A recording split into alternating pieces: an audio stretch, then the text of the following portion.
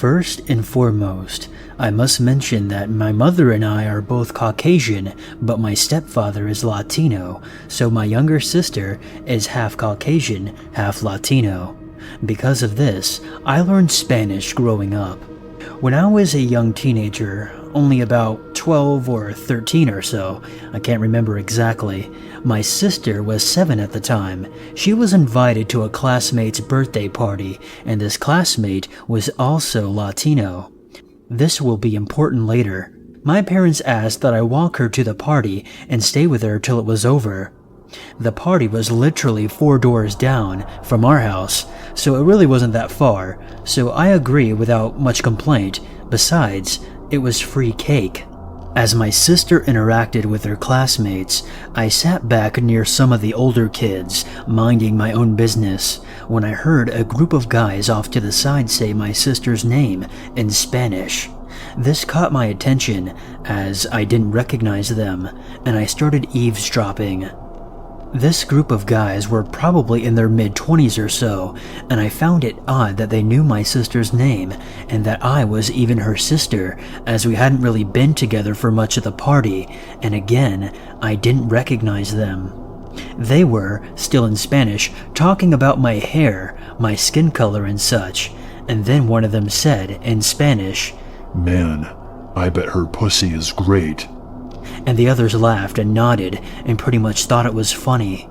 I grabbed my sister from the party and immediately left. As I passed the group of guys as we left through the back gate, I muttered, "You're disgusting," in Spanish as I passed them. And at first, they seemed surprised before the one who made the comment started leering at me. As soon as we got home, I told my stepfather what happened, and he took me back to the party and asked me to point them out. As I did, they spotted me and my stepfather, who is a very large and imposing man by the way, and they bolted. When we asked the host of the party if they knew who they were, no one seemed to know. Everyone just had assumed that they were friends with the eldest son, who was 20 at the time. But he admitted that he didn't know them. That's probably the creepiest part.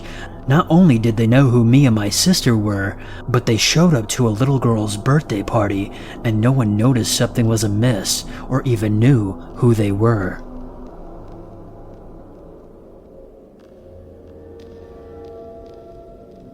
Okay, so let me start off by saying that I'm a female college student. My school is known for being a big party school, but I'm not into that. I have never been, even in high school. I never saw the point in it all, but after my last party, I have even more reason not to be. It was my first semester of freshman year. I'm a chemistry major, and I met a lot of friends through various labs and lectures. There have also been a fair share of creeps. I'm not really used to being the center of anyone's attention, as I never have been before, and I really don't see a reason why I should be. I like having only a few friends and keeping my circle close. I liked being myself in the background, but still, new state, new rules, and there were creeps. Anyway, one such creep was named Tom. He was in my chemistry lecture, and from day one, he just seemed to fixate on me. At first, I would catch him staring at me when I looked over my shoulder at the clock. He always made sure he sat behind me. I would smile and politely turn back around, slightly creeped out, but nothing super bad. Then, after a couple of weeks, he got up the nerve to talk to me. I was raised to never be rude or just ignore people talking to me, so I played nice, even though I wasn't interested. I don't know why I was so against him at first. He seemed nice enough when he talked, but something in my gut told me it was off. Anyway, I started seeing him everywhere, even when I knew he was supposed to be in his class. I tried everything for him to get the hint. I tried avoiding him, moving seats in lectures, shutting down his attempted conversations. Unfortunately, I'm not a very confrontational person, and I couldn't find a way to just tell him to leave me alone. And he didn't seem to get the hint. My friends would always tease me that I had a secret admirer, and I would laugh along, but it unnerved me. He just started inserting himself into my life, and I didn't know what to do. One time after Thanksgiving break, I was studying outside at a picnic table, and lo and behold, Tom shows up. He just starts asking me how my break was, how my family was, and if I was happy to be back, and then he asked how Bruno and Riley were. Bruno and Riley are my dogs, and while I love to show them off, I knew for a fact that I have never talked about them with him or showed him any pictures. The rational part of my mind reminded me that Riley was the lock screen on my phone, so he could have at least seen her when I checked the time or something, and Bruno was my wallpaper, so he might have seen him at some point, but how did he know their names? When I asked him, he got nervous and tried to convince me that I had told him, but when I insisted that I didn't, he made some excuse and walked off. I should have done something then, maybe talk to security or something, but I didn't. I regret to say I didn't want to. I thought I could handle it myself. I have never been good at asking for help. So fast forward a little, Tom started to get more weird. He kept asking me for my number, asking me out, trying to get me to invite him back to my dorm. He got really aggressive. Eventually, I got to the point where my instinctual, well-learned manners went out the window, and I flat out told him, directly yet gently, as I'm not in the habit of hurting people's feelings, that I was not interested in having a relationship with him or anyone right now. He got angry and yelled at me for leading him on, calling me names like slut and bitch and whore, and then just stormed off. He started texting me non-stop, telling me how much he hated me and how I deserved to die. I still don't know how he got my number. I know what you're thinking. Now, she must have gone to the police or security or something, right? Nope. I was an idiot. I'm not a very confident person as it is, and some tiny part of me felt guilty, like I actually led him on. I didn't even tell anyone about the text. I just deleted them all, convinced myself that if I just ignored him long enough, he'd eventually give up and go away. I was a stupid, naive little 18-year-old, and I just let it happen. Okay, so fast forward about a month or so. It's near the end of the semester, close for us to head home for the winter break. My friend Anna had just broken up with her boyfriend, and she and my other friend Tori wanted to go drink to take her mind off things. Tori and Anna are both very petite girls, and naturally are incredible lightweights. They've been known to make some terrible choices after just a few beers. So they asked me to come with them to keep an eye on them. I agreed, and I brought my own water bottle with me, so I wouldn't have to drink anything there. Even the water at these parties made me suspicious. The three of us went to the party, and while Tori and Anna went and got to drinking, I just sat on the couch in the corner and kept an eye on them, taking sips from my water. We'd been there for about 3 hours, and then someone sat down beside me. I look over, and you guessed it, there's Tom.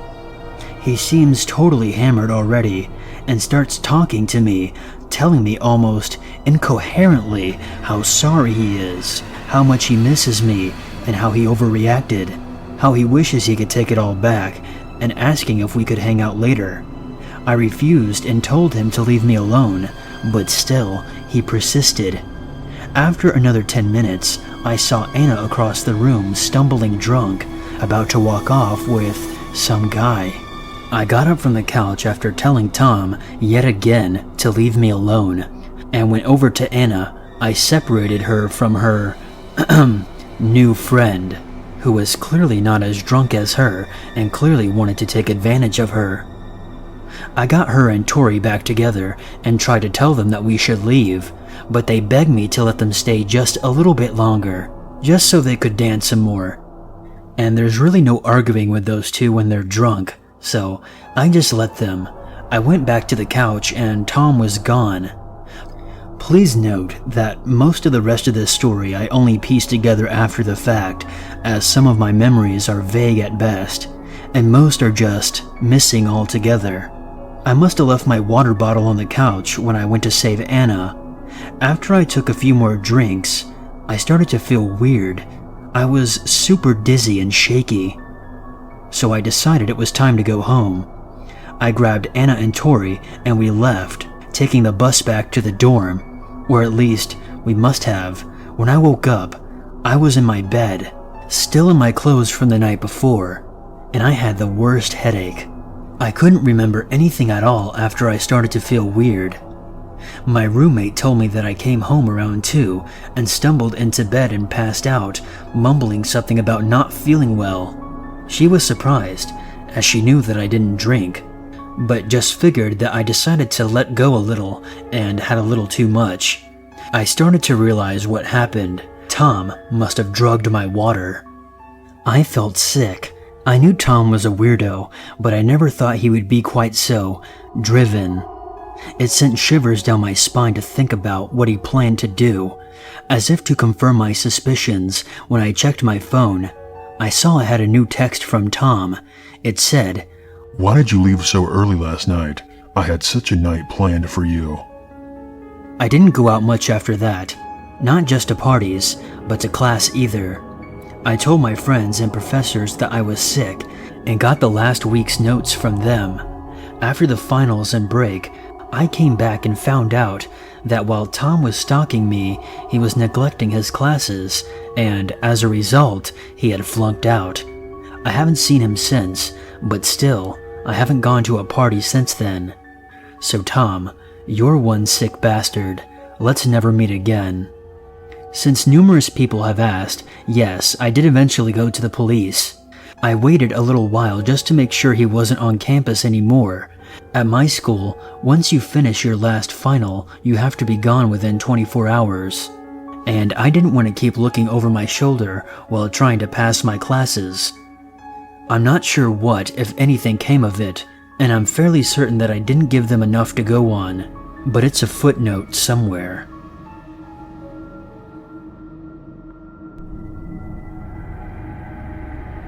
I'm a 27-year-old female from West Virginia. This story happened to me when I was about 7 years old. To start off, I have 2 siblings, an older brother and a younger sister. My brother is a year older than me, and my sister is a year younger. I'm the middle child. When I was about 4 or 5 years old, my parents got a divorce, and my mom pretty much raised us after that. Anyway, eventually my mother moved on and got a new boyfriend. This boyfriend actually ended up becoming very physically, verbally, and emotionally abusive towards our mother. He would hit her right in front of us, scaring us half to death, and would frequently call her names. I remember one night when I was about 6. I was cleaning my room while my sister and brother were watching TV. We heard them fighting on the porch, and we looked out the window and saw him strangling our mother, holding her by the throat against the front door. It was traumatizing to say the least. Another time, he started a fight with our mom because when we kids were eating a bag of chips, we were crunching too loud with our mouths. I think I was about 6 at this time. Another was when we went into the McDonald's drive-thru and he started a scene right in front of the workers and was yelling at my mom and the worker. I remember that it was extremely embarrassing. Yet again, another time when I was walking into my mom's room to talk to her, thinking that she was in there, and he screamed, "Don't come in." There was a hallway before my mom's room where you can't see into the room unless you walk down the hallway and turn left. Well, I was halfway down the hallway and turned left where I could see, but not actually be in the room. I thought he meant exactly what he said, "Don't come in," by not to walk in the room because maybe they were doing something with the floor. I don't know. I was 6 at the time. When I stood there scared, he yelled, "Get out! Are you stupid?" He had just got out of the shower and didn't have a towel, so he was covering himself with a shower curtain. I hurried back to my room in tears, and I believe that there was a fight that night as well, meaning that we would have to go to bed early again. Our whole family knew about how abusive he was to my mom. I assumed that she was just depressed and had a low self-esteem because of all the abuse. She would keep taking him back. My grandparents, who lived next door, absolutely refused to accept their relationship because of his abuse towards my mom, and made it clear that he was never to return to the house again. Well, my mom eventually started sneaking him into the house and covering all the windows with dark sheets. I remember it was always dark in the house, and we could never have people over. My mom didn't want to be involved in family events, and I just remember this as a very dark time. He was obviously doing his best to keep her from the rest of the family, as most, if not all, abusers do to their victims. When my grandparents found out that he would be there, they would freak out and call the police to come over and pound on the door to get him out of there. We were sworn never to tell anyone, especially our grandparents, that he was there. One time my sister told my grandma that he was there, probably because my grandma got it out of her somehow, or she was scared and felt she needed to tell her. Anyway, I told my mom that she told because I saw my grandma coming over with a baseball bat, and I was afraid that she would get hurt, so my mom, her boyfriend, and all of us kids piled in the car quickly and took off in the car before she could make it over to the house. I felt bad because I got my sister in trouble, but I also knew that I didn't want my grandma to get hurt. Lastly, I remember the state coming to our school at least 3 times and asking to talk with us kids individually about the abuse, and our mom warned us never to tell them anything about any abuse taking place in the house because she said that they would take us away from her and go to a foster home or something. We were all very scared and was always instructed to lie to them, saying that there was nothing going on, which we did, because we were scared of being taken away from our mom. Eventually, our mother got away from this creep, even though he pretty much stalked her for years before she could completely get away. We were all very relieved to be away from him. The main incident I want to tell you, though, was after she broke away from him for the first time. The time that I'm referring to is a few weeks after she kicked him out. My mother's sister and brother all went to the grocery store this day to fill up the fridge. We all had a great day and got lots of yummy food and snacks. We all were carrying groceries into the house. I remember feeling so happy that we didn't have to live on pins and needles anymore, and that we could all just be happy. When I walked into the house, I went straight to my mother's room. As I walked into her room, I heard a noise and saw the shower curtain move. I was positive that someone was in there. I ran out to my mom, who was in the kitchen putting the stuff away, and looked her straight in the eyes and said, "Mom, I think there's someone in your room." At first she said that I probably just saw something, but after I looked at her with the most serious face I could conjure and said, "Mom, seriously, I saw them behind your shower curtain. Someone is in your room for real." Her face became pale white as she realized that I was being dead honest, and that there was a real chance that someone was actually in her room. Before she could even respond, a figure popped out of the hallway and yelled, standing there wide-eyed and creepy looking as fuck. He had the biggest, most sinister grin on his face, and my mom was in pure shock. This weirdo broke into our small trailer while we were out grocery shopping and was hiding in my mom's shower for when she got home. What the hell? It was basically terrifying. And I think another fight started up that night because she wanted him to leave. I don't know why the cops were never called, but when I grew up, I remember my mom telling me that he used to be friends with all the cops in town. The creepiest part is that I remember at some point hearing that he was suspected of the murder of some guy because he was apparently the last person to see him before he drowned it in a river. That makes him even more terrifying. After they eventually broke up for good, years later my mom remarried to a man that has never laid a hand on her. I think she heard from him on and off over the years here and there, but I'm assuming that he has moved on to terrorizing some other family because we thankfully have been able to live in peace from that psychopath all the way up to now. If I could give some advice for a child who is going through a similar situation, my advice would be to tell someone, even though your parent or guardian forbids you not to, or you fear that you will be in trouble or be taken away from your family. You need to tell your school officials or some other family members, or even the police, because what is happening is not right, and your parent or guardian who is being abused is being brainwashed by the abuser, and they will snap out of it once you do the right thing and take some action. They will eventually realize that what is happening is wrong.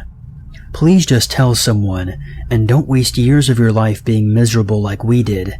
The National Domestic Abuse Hotline is 1-800-799-7233. And to the creeper who stole years of my family's life, let's never meet. And for the love of all that is holy, go see a fucking therapist.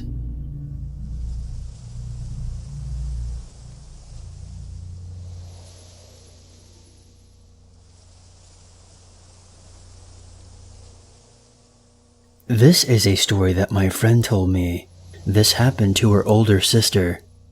She goes to a large private religious university in Utah. She was staying at an apartment not too far away from campus with 3 other girls. The semester had just started, and 2 of the 3 girls were asleep. My friend's sister was on her phone, sitting in the living room, when she heard what sounded like footsteps outside the window behind her. She listened closely, but dismissed it as just some stray cat or dog. Soon after, she heard a thud against the dining room wall coming from the outside, and heard what sounded like muffled whispering. My friend's sister is an excellent marksman, so she decided that she would scare off whoever was outside by opening the blinds, turning on the lights, grabbing the shotgun that she kept on the mantle, and pointing it out the window while screaming for the other girls to wake up. She saw a short man wearing all black and a ski mask running away. The cops came shortly after, and she filed a report. Fast forward a few weeks later, and my friend's sister keeps seeing a small white truck with tinted windows following her. She dismisses it as her imagination, but it still freaks her out a little. One weekend, her roommates have gone out of town, so it's just her by herself. Right as she's about to fall asleep, she hears a pounding at her door. She bolts to the door and looks through the peephole to see a cop standing there. "Who are you?" she asks. I'm a cop. Says the guy. Open up. It's the law. He yells menacingly. My friend is starting to call bullshit, but she's scared of disobeying him if he actually is a cop. "Why are you here so late?" she asks. Remember a few weeks ago when that guy tried to break into your house? I have an update on him. My friend is freaking out now, because why would a cop try to talk to her about the case so late and by himself? He wasn't even the officer who helped her fill out the report. "Show me your badge," she demanded. He pulled it out and shoved it into the peephole. She sighed with a breath of relief. Right as she was unlocking the door, she glanced down at his legs and noticed that this cop had very elevated platform boots and a machete in his utility belt, and the name on his uniform didn't match the name on his badge. "You're not a fucking cop," she yelled at him. The fake cop screamed and started slamming on the door, saying, I'm an officer of the law, and you will obey me. Open up. She called 911 and held her weight behind the front door, clutching her shotgun until the real cops arrived. The guy was long gone by then, but he left behind his cap, which was a prop from a party store. The day after this, my friend broke her lease and moved to a new city in Utah, transferred schools, and bought a Doberman to keep her company.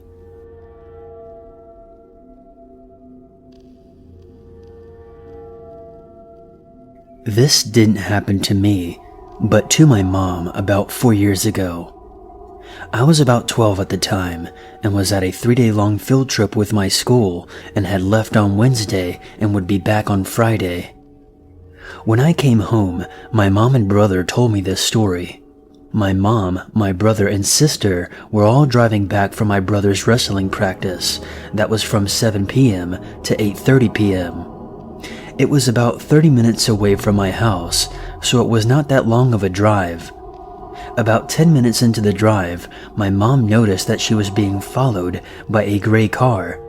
I don't remember what the car was, but she had an eerie feeling, but pushed it off as it was a busy street and it wasn't really anything scary. It followed her until she got off the road and onto a more quiet street, and the car was still following her. At this point, she started to feel a little weird, but she did not say anything to freak out my little brother, who was 10, and my little sister, who was 8. So she kept quiet and kept looking out her rearview mirror. It had followed them until she got onto our road, and our road did not have any street lamps except for the one at the end. So this meant that our street was very dark. So she pulled into our driveway, and to my mom's horror, the car had stopped in front of our house. My mom is a very strong woman, so she got out and told my brother and sister to stay in the car. A skinny white man stepped out of the car and told my mom that he was the police and that he would need to take her to the station to ask her some questions about her reckless driving. My mom is a very safe driver, and she never drinks or smokes, and she knows that she wasn't driving recklessly. She told him that she didn't recall any of that and would like to see proof that he was a cop. But he just kept persisting that she come with him and then said, "Bring your children as well." At this moment, she knew this man was not a cop because she never told him that she had any children. She kept refusing to go and told him to leave. The man suddenly started walking towards my mom. She was startled at this sudden movement and was frozen in fear as he came closer. Suddenly, the front door opened to my house and my dad stepped out. The man froze in his tracks and squinted at my dad. My dad is a big guy. He used to be a wrestler and also boxed. The man made eye contact with my dad and started to walk back to his car. Then he said to my mom, "I will let you off with a warning." He got into his car and drove away. My mom quickly rushed my brother and sister into the house and locked the door. She hugged them and cried. My dad told them that he had a strange gut feeling and felt like something made him go outside. They believed that it was a guardian angel. When she told me this story, the one thing that bothered me the most was that he had known that she had kids and that we drive home from practice every day of the week. This could only mean that he was stalking us and knew our daily routine. But it doesn't end there. About 2 weeks later, me and my brother are getting dropped off at our bus stop to go home. We're the only 2 kids to get off at our stop, and the walk home is about a 3-minute walk. As we're about to get off the bus, my brother freezes and grabs me by the shoulder and points out a window to a gray car and whispers in my ear, "That's the guy that followed us." I stared and a chill ran down my spine. The man was sitting in the car, looking at the bus. I turned to the bus driver and explained the situation. He then told us to go sit down in the seat right behind him. He then drove us directly to our house and dropped us off. Our dad was home, and we came running to him and told him that the man was back. As we said this, he told us that maybe it was just a coincidence. But then he looked up, and his eyes grew wide. I turned around to see the car slowly coming down our road. But as it came in view to my house, the man looked at my dad and sped away quickly. From that day forward, my dad picked us up and dropped us off to school every day, and we never saw the car or the man ever again.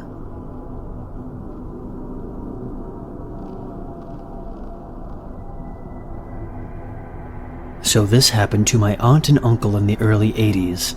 They were living in Austin, Texas, and had attended a party in a neighboring area. They were driving back very late, and at one point, they were driving on a very long, completely deserted stretch of road, bordered by woods and brush on either side. No houses, no streetlights, no other cars on the road, nothing. Until my uncle, who is driving, notices a car coming up behind them, which then speeds up and gets very close.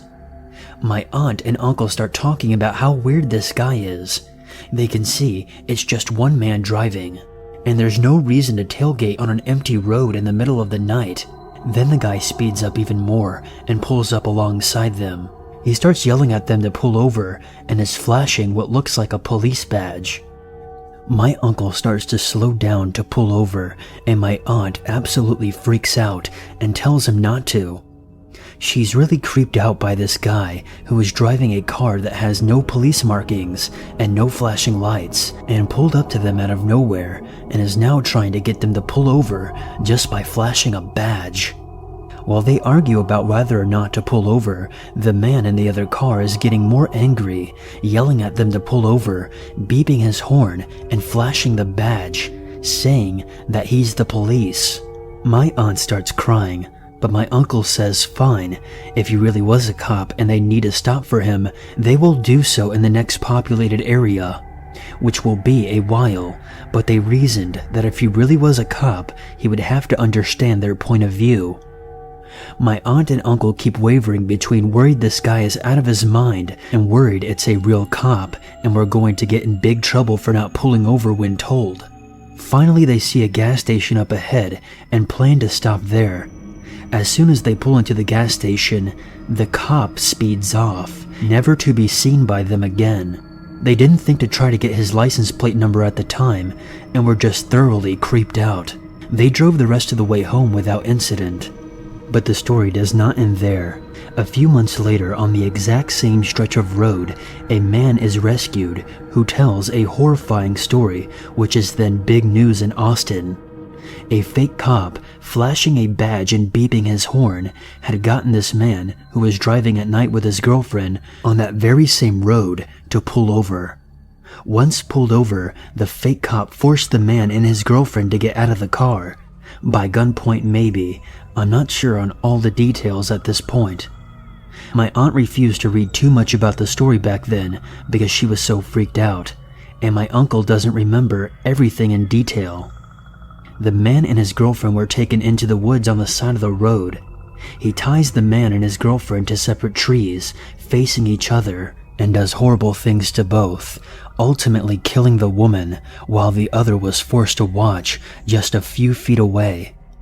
I'm not sure how the man ended up being rescued, but it was long after the fake cop was gone. Either someone must have found the man tied there, or he finally got loose and found help. They never caught the fake cop murderer. That could have been my aunt and uncle if they had pulled over their car that night, like my uncle wanted and started to do. My aunt always ends the story with, and that's why my husband always has to listen to me.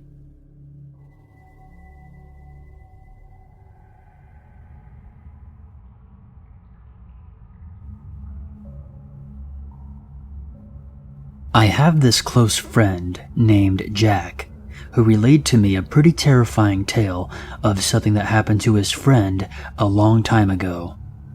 My mentor Jack is now a retired former HR community college guy in his mid-60s. 30 years ago, however, Jack was working as a bartender in Portland's gay community. That's how Jack met Randy. Randy was a good-looking, well-spoken customer in his mid-20s, a pretty attractive 1980s preppy type. Randy lived close to Jack, and the two went on a couple of dates for a few weeks. Randy was relatively new to Portland, having moved there a few years ago after his parents in small-town Connecticut flipped out about him being gay and tried to commit him to an institution.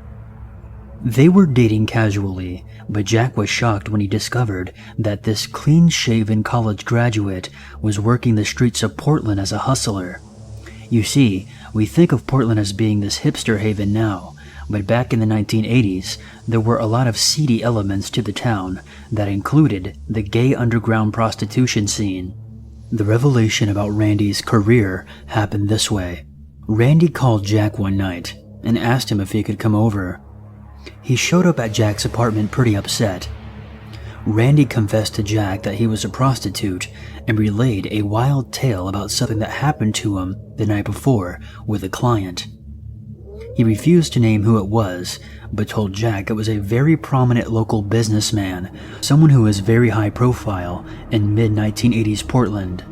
The client was into S&M bondage stuff, and Randy saw him about once a month for a year.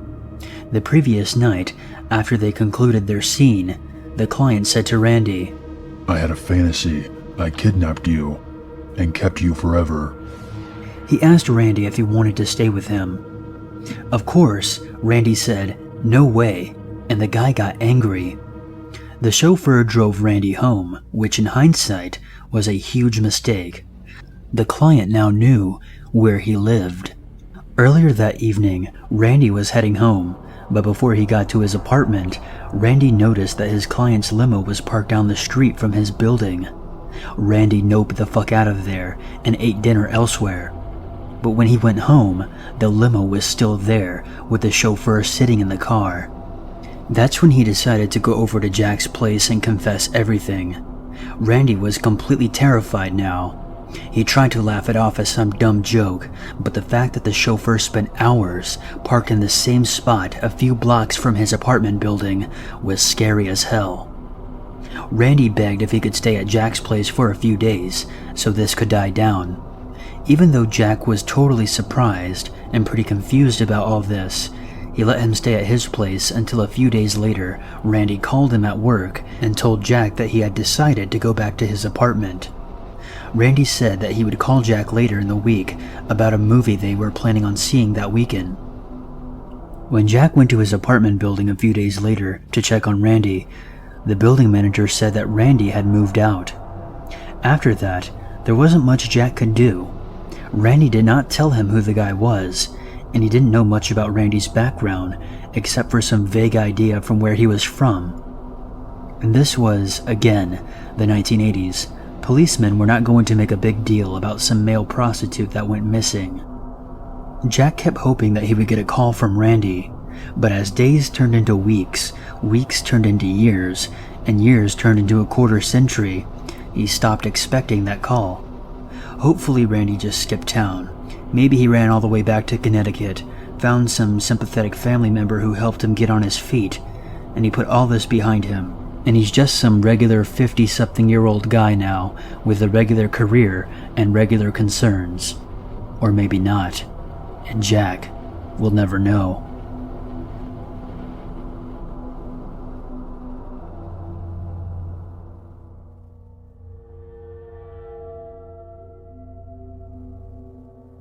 I used to work at a security company with a bunch of friends. We all got along well, and most of us even hung out after work. The ones I didn't hang out with kept to themselves. They were two brothers that worked nights with me, and they were in their own group. They were new to the company and would have many conversations about their guns. Bill was the older brother, and Luke was the younger. After hearing Luke and Bill talk about target shooting so much, I developed an interest. I don't own a single firearm, but my roommate owns several. I mentioned at work one night that I was going shooting in the morning with my roommate, and I needed a good place to go to. Well, the two brothers pointed out a spot on Google Earth for me and said it was great, and they have gone shooting up there once before. It was about 45 minutes away and was higher up in the mountains. I knew the spot precisely due to a single image posted to the coordinates on Google Earth, with used shotgun shells covering the ground. I decided that it was as good a spot as any, and told my roommate Don where to drive us. We arrived the next morning at 10 a.m. and parked at the top of the hill. We saw our spot about 150 yards away in a clearing down in the valley and began hiking down. A quick side note, I wore this bright neon yellow hooded sweatshirt at work, and during the winter, I'm also a pretty large fella. Being big and brightly colored makes you very visible from far away. I've seen hunters using bright colors to avoid accidentally getting shot by other hunters. I decided to wear my trademark bright hoodie on our little hike. We made it a quarter way down the hill and I see a group of fellow target shooters at our desired spot. These were the only other people we had seen in 30 minutes. Our spot is taken. Lame, I said. The second I said lame, that's when shit hit the fan. We were on the side of the mountain walking down towards them, and the rounds started flying. This group was shooting at us. Dawn and I were targets for about 3 guns, and we didn't have immediate cover. I see Dawn running across the mountain, strafing the shooters. I see what he is running for. It was a small plateau about 20 yards next to us. The sounds of bullets flying inches away from my ears is a sound that I will never forget. Movies do not do the sound justice at all, not even close. I still get chills thinking about it now. The vibration and the rotation of the bullets chilled my bones. It's not a sound I would want to hear again. It made everything go slow-mo and very clear. My adrenaline was kicking in. We made it to cover and hit the dirt. We were pinned down, but at least we had cover now. I had to have heard at least 100 rounds pass just over the lip of the plateau. I heard a pistol, a rifle, and a shotgun. I know I did. The trees, boulders, and mountainside were being hammered by round after round. If we had sat up from our cover, we would have been shot in the face. These people were shooting up a hill, towards a road. They had their backs to their paper targets. Thinking back on it, my father said I should have yelled down to them and let them know they were shooting at 2 people and to hold their fire. But the thing is, I think they knew they were shooting at us. How could they not? We weren't that far, and the mountainside was almost bare. I didn't want to let them know they were close to hitting us. I should have shot back. We had the high ground, but I'm not a killer. We just waited and listened for their footsteps and wanted them to stay where they were. If we were killed, no one would have found our bodies out there. 15 minutes went by, and the gunfire didn't let up until it just ended. The mountain was quiet again. After about 5 more minutes of silence, we checked down the hill. They were gone. We had our guns ready as we scanned the valley down below. Nothing more. No more guys, no vehicle, just their garbage left behind. We decided it was a great time to get the hell out of the hills. We made it back to our car and back to our house faster than ever. When I went back to work the next shift, I told this story to everyone.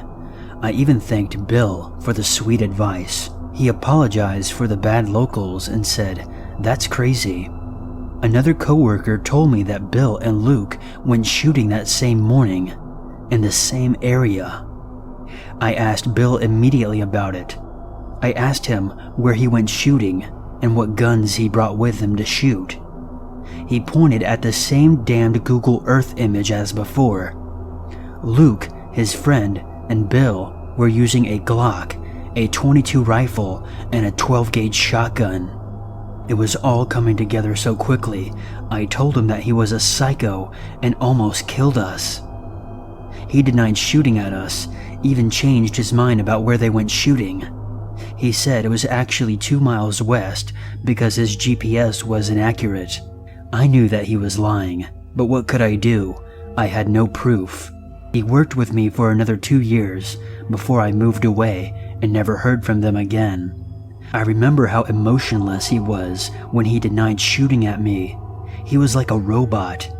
We never spoke of it after that first time, and I haven't gone shooting since.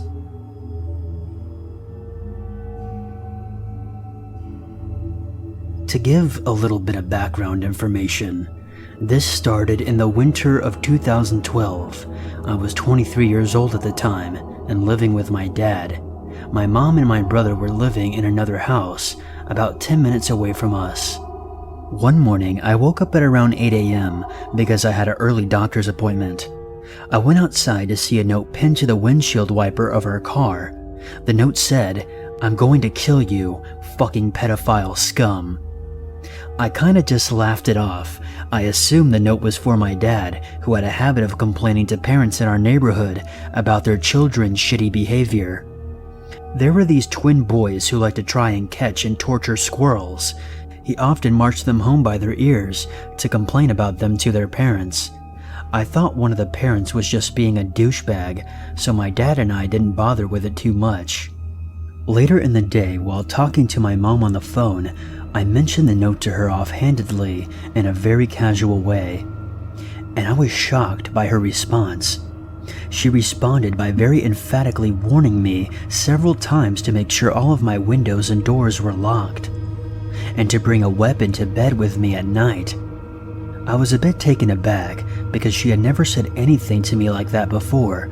She had never even given me the good touch bad touch talk. She reminded me at least 12 times over the course of the conversation to bring a knife or a baseball bat with me to bed, and to lock my bedroom door at night. I thought she was just overreacting, so I waved her off. Then other weird things started happening. We started getting random packages and deliveries sent to our house. Bibles and Qurans, newspapers, porn flyers and pizzas, and moving trucks that we hadn't ordered. The first few times it happened, we thought it was a mistake, but it kept happening. I came to the conclusion that somebody must be pulling a prank on us. We didn't know who it was, so there was nothing that we could do about it but apologize profusely to yet another confused pizza delivery man. In September of that year, I started taking a night school class with my best friend. The course went from 6 p.m. to 10 p.m. every Monday and Wednesday night, and after the class, his mom would come pick us up and drive us home. Sometime in November, his mom dropped me off from school, and I went inside and chilled out on the couch for a couple of hours. I like to wind down a little bit before I go to bed, or I can't sleep. I ended up falling asleep on the couch. Something woke me up abruptly at about 4 o'clock in the morning. I heard the unmistakable sound of a car tire being slashed, and it sounded like our car. What the hell was going on? We didn't have any enemies. In retrospect, this was probably a stupid thing to do, especially considering that I'm a relatively small female. I'm only 5'5" and was 23 at the time. But I grabbed a generic kitchen knife and went outside to check it out. When I got outside, I discovered immediately that I was correct. There was a man in our driveway slashing our tires. Unwisely, I immediately yelled, "Hey you!" and he turned around to face me. That's when I noticed that he was slashing our tires with an enormous hunting knife, at least 6 inches long. He looked surprised, but then defiant, and began to advance towards me with the knife slightly raised. I just froze. I didn't know what to do. He was coming at me so fast, I couldn't even think.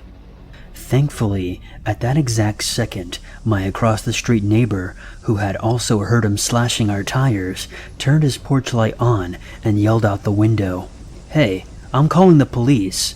The man yelled back, I don't give a fuck. Call them. but he quickly retreated back to his car, where I could see a middle-aged woman with long brown hair waiting for him in the passenger seat. Our eyes locked, and I knew instantly we had met before. I couldn't quite put my finger on when or where. I just knew in my gut that I've met this woman before. They sped off into the night, and we called the cops, who said they couldn't do anything for us because they didn't know who had done it. I mean, isn't that kind of your job though, to find out who did? I called my mom and told her what happened and asked her if she had any idea who had done this to us. She immediately said no, but there was something in her voice. I could just tell that she wasn't being honest. A few weeks later, I decided to go to my mom's house and spend a day or two there, determined to get some answers.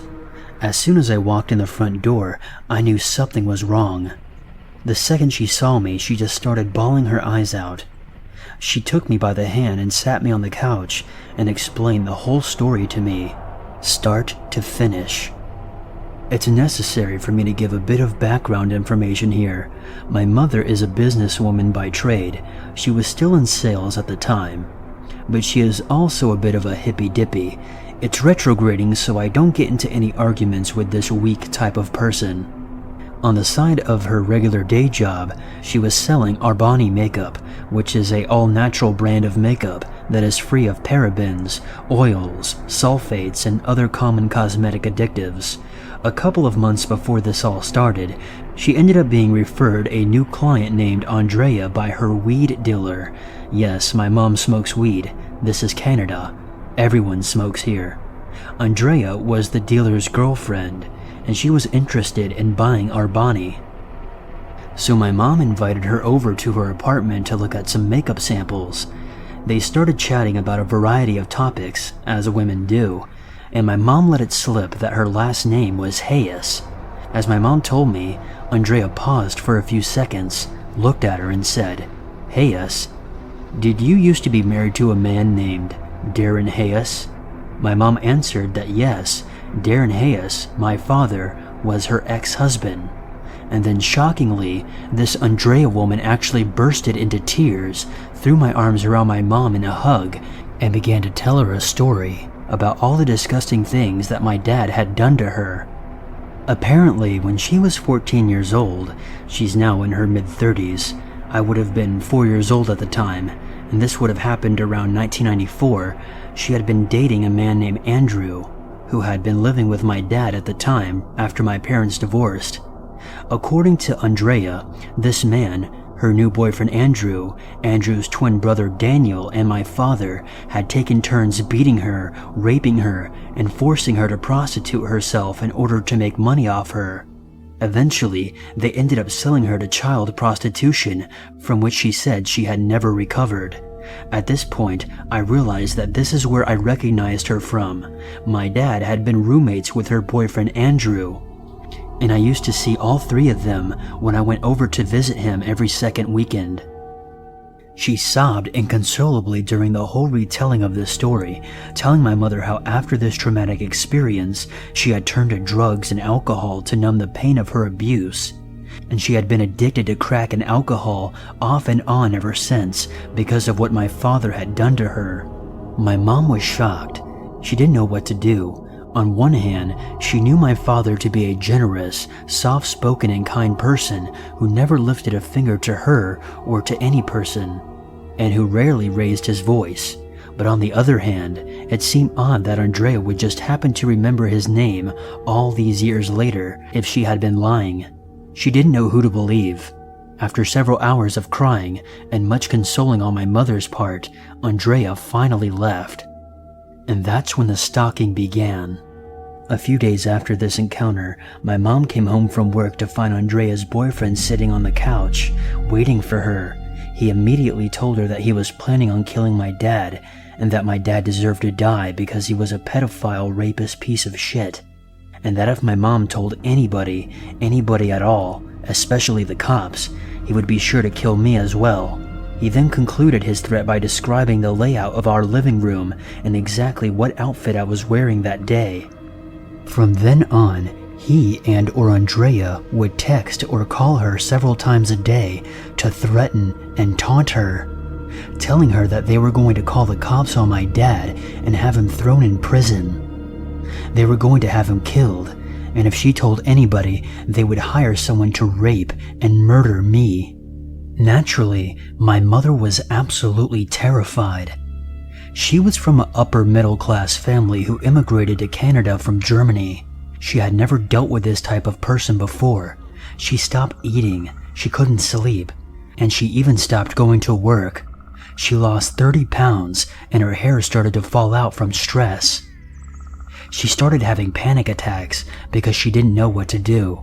Later she told me she understood how I felt now because I have an anxiety disorder that causes me to have panic attacks. Eventually, after the night I almost got stabbed, she decided that she had to call the cops. She couldn't take the chance that they would hurt me. She had to do something about it. And what she found out was shocking. Andrea was well known to the police. When my mom told them this story, she was so well known that they weren't even surprised to hear her story. In fact, they told her Andrea had done this exact same thing to at least a dozen other men.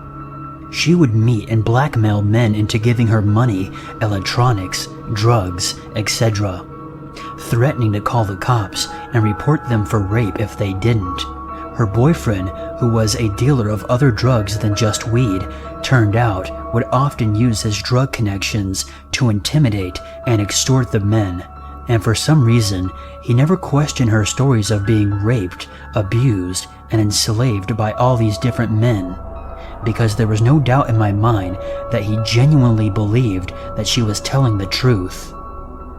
Then when Andrea, who was a crack and heroin addict and prostitute, would get arrested on a possession or a drug distribution charge, would attempt to make deals with the police by offering them information about men who were rapists and pedophiles in exchange for less prison time. She eventually did this so many times that the police stopped believing her. After Mom called the cops, the whole story came undone, and Andrea and her boyfriend thankfully haven't bothered us since. But it's been over a year since the whole thing happened, and I'm still terrified to leave the curtains open at nighttime in case somebody is watching me. I don't think I'll ever be able to feel fully safe in this house, ever again.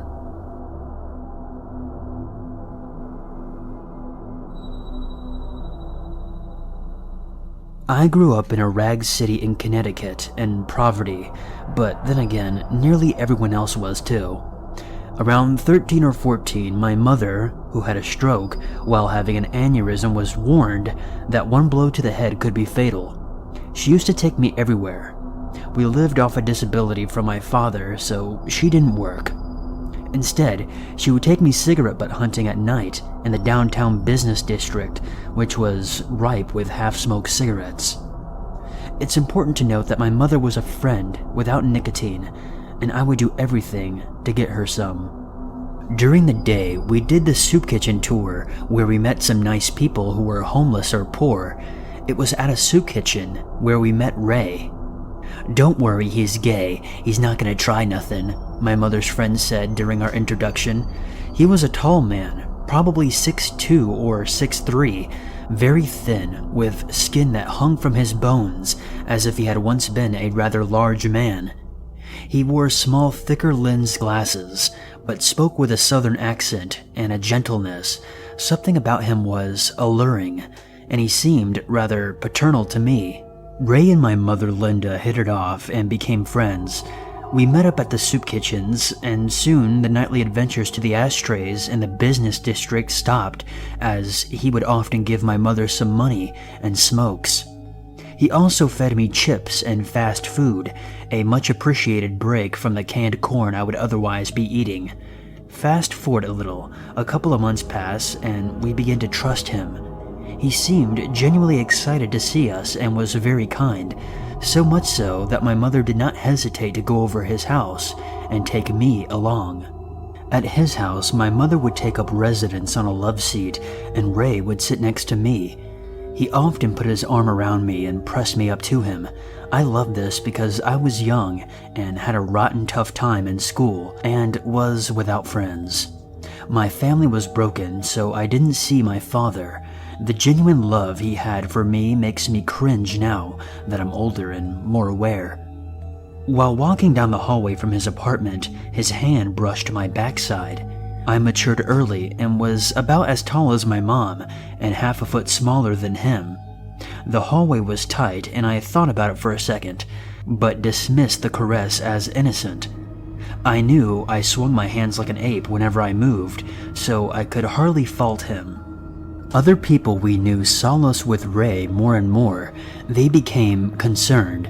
Grace and Matt had known Ray. They pulled my mother aside and told her that he was insane. They told her that they had gone to buy a trailer, but Ray wanted it as well. They argued for a bit, but the couple didn't budge. That trailer burnt down a couple of days later. Another friend had told my mother that Ray's son was a dentist and was doing well for himself, but had been molested as a kid by Ray. Ray never told us he had a son, not even a hint of it. When my mom told me this, I broke down and cried, but she wanted to keep it hushed. I should point out that my mother was an immoral woman. She had been old enough to know what she was like before she had health issues. She suffered, but my brother said that she was always bad, but afterwards became a monster. she would still see Ray and bring me around him. I broke down in class one day. I looked at my teacher, who really loved me and had been there for me during rough times. She asked if I was okay because she saw my eyes water, but I burst out uncontrollably and sobbed. I could not stop thinking about him touching me and what I had heard. I know it sounds melodramatic, but the uncertainty and the betrayal of my trust wounded me greatly. I don't know if I can give out the school name or not. We'll call it LMM, as that is the school's initials. The teacher told the principal and guidance counselor. The guidance counselor took me into a room and sat me down. He asked me a bunch of questions about Ray that I answered. He kept me alone with him in a room and would not tell me why. I found out later they called my brother's school and my mother at the same time and interviewed them over the phone. My brother had moved into his girlfriend's house, so he hadn't really dealt too much with Ray, but said that he knew him, and my mother ended up telling them everything. The police were called and they drove me to my house as school had ended, and they did not want me walking home. They got to my house and told my mother that they would talk to Ray about me. They came back an hour later and told me that he could not speak to me anymore. They couldn't stop him from coming near us, but he was absolutely forbidden to talk to me. It turns out they found him outside the school with money and a new bike. The money was for me because he knew I valued cash to get my mom smokes, and the bike was for my brother. Ray planned to kidnap me that day. I have no doubt about it. A few years more until I turned 16 and moved out of my house, I would run into Ray while walking with Mom. He would always stare at me, but talk to her. My mom would talk back with him, and she never addressed what happened. I moved to Maine at 16 though, away from them both. So, to the mother who I suspect was willing to give me up for her addiction, and to the stranger who slithered into my life like a snake, let's not meet again.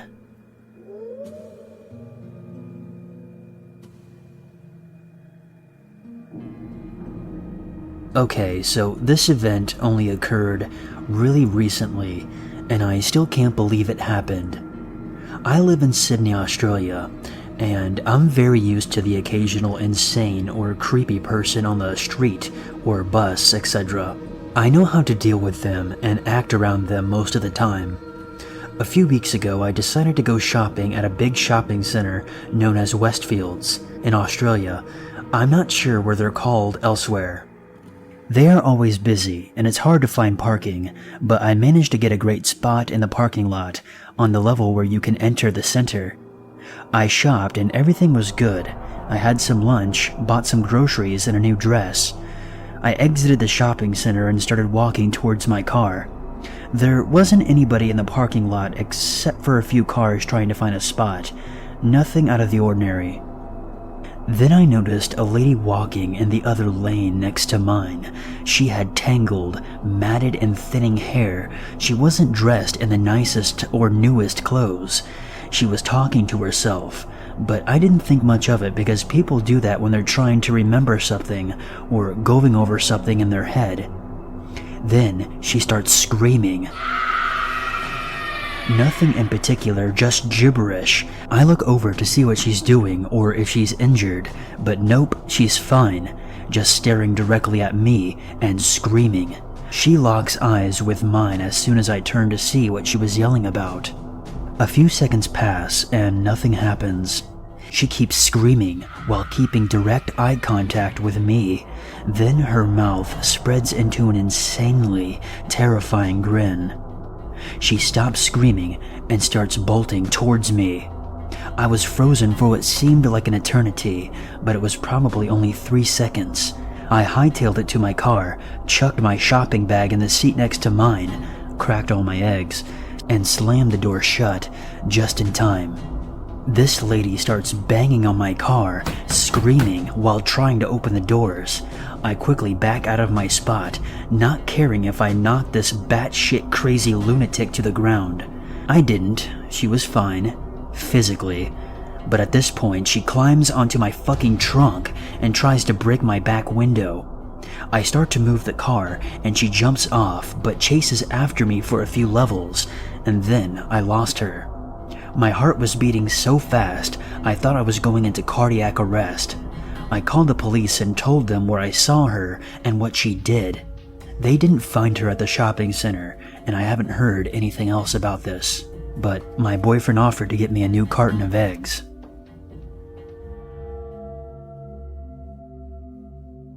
This happened a little over a decade ago when I was an undergrad. I worked as a pharmacy technician my sophomore through senior years. At a pharmacy, of course, you have regulars. One regular was Joe, a mid-30s man with long straggly hair and an affinity for bizarre outfits. He was very sweet, but also very ill, mentally and physically. He was on a cocktail of antipsychotics, anti-anxiety, anti-depression, etc. Also, he was on medicine for AIDS. Normally, Joe would come in with his mother, who took care of him. However, his mother was older and had her own health problems. Towards the end of my junior year, Joe started coming in by himself, so he would walk from his home or take a taxi. Joe told me frequently that I looked like a young Michelle Pfeiffer, that I should be in LA, yada yada. Aside from the curly blonde hair, I never really saw the resemblance, but okay. I was polite, told him thanks, and asked him how his mother was. Made general small talk while I rang up his scripts. He never gave me the beware vibe. My senior year, Joe's mother came in without him and told us that Joe wasn't doing well. He was refusing to take his antipsychotics, and she was getting too old to defend herself if Joe went into a rage. She was having him placed in a home for patients like Joe. I didn't know until that day that Joe was technically under guardianship. The courts and his doctors deemed him too ill to make important financial and medical decisions. Joe's mother gave us the medical release so that Joe's new home could send their staff to pick up his medicine. We didn't see Joe for about 4 months.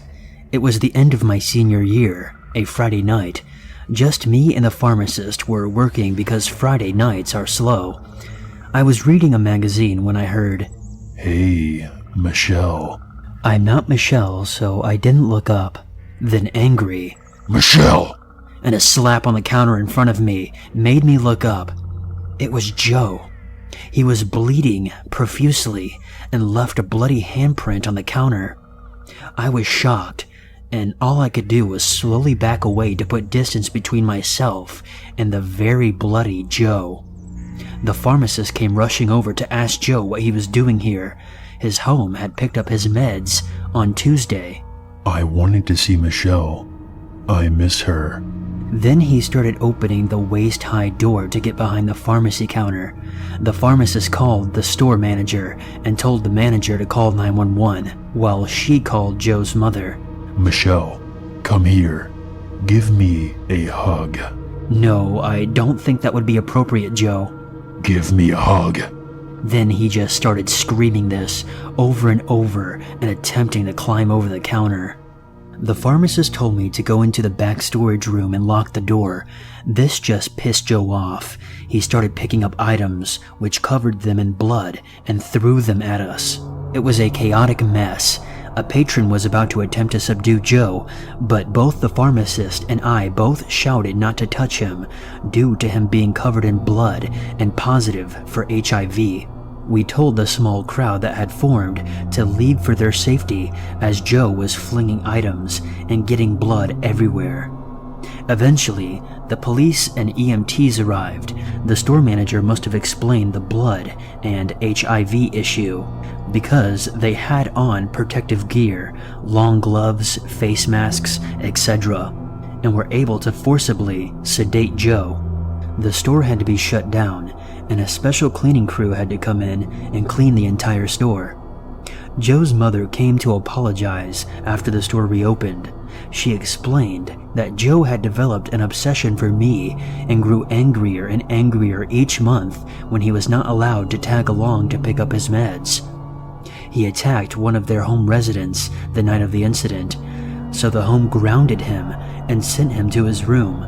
Joe broke his window and crawled out through the broken glass and walked to the pharmacy. The home did not know he had broken out until his mother called frantically. His mother was considering suing the home for negligence, and she had moved Joe to a more secure mental health facility.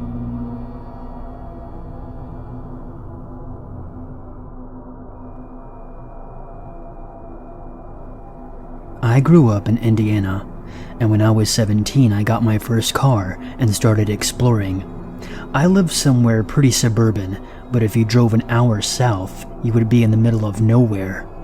Tons of cornfields and abandoned houses.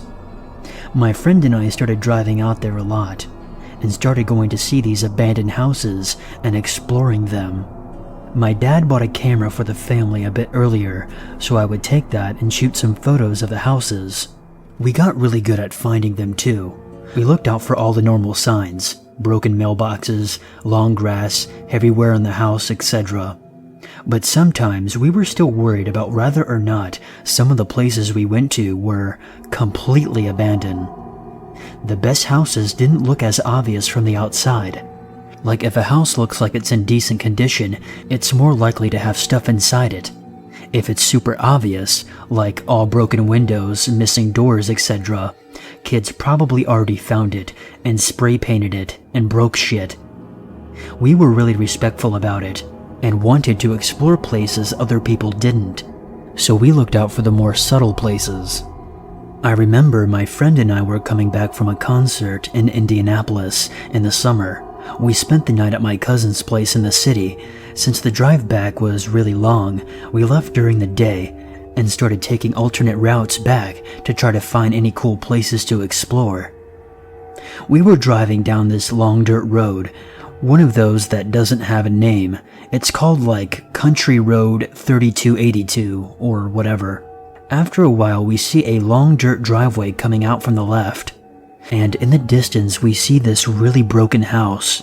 We pulled into the driveway and drove down. It was probably a quarter-mile long. There was a big no trespassing sign, which really means the place is definitely abandoned. I know it sounds stupid, but it was something that made us way more confident in a house. We park and walk up to it. The door was falling off and the windows were cracked. Inside the house, everything was thrown around, and it had that normal musty abandoned house smell, but it smelt stronger, like more rotten kind of, and just really heavy. I don't know how to describe it. It was really weird. I figured since most of the shit in the house was thrown around and moldy and rotten, it was probably just that. There was this tiny room to the side, but it was completely dark, so we just walked past it. We walked towards the stairs and started stepping over broken glass. Like, a lot of it. It's common to see broken glass on the ground, but a huge area was completely covered in it.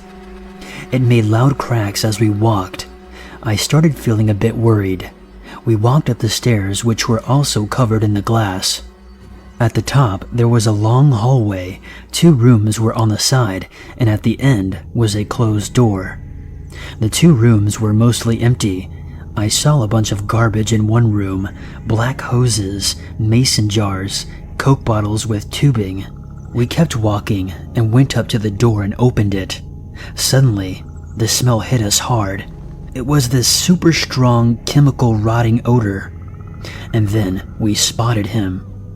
There's a guy in the room. He was really frail, super gaunt.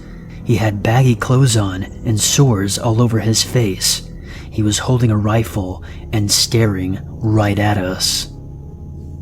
I couldn't speak. I see some beakers, bottles, and some tubing on this table that look like a really shitty science fair project. He lifts up his gun and we sprint out. We get out of the house and started for the car and drove off. We called the police, and it turns out he and his friend were squatting at the place and running a meth lab. The police found one guy upstairs and the other guy in that really dark room downstairs. He heard our car come and was hiding there and watched us. We have no clue why he didn't stop us. He was probably just tweaking out really hard. The broken glass was there to make noise to alert them when someone was inside. I feel so lucky to be alive and safe, because they could have easily killed us, and nobody would know where we were, and they would have been safe. I haven't gone exploring in abandoned houses since that.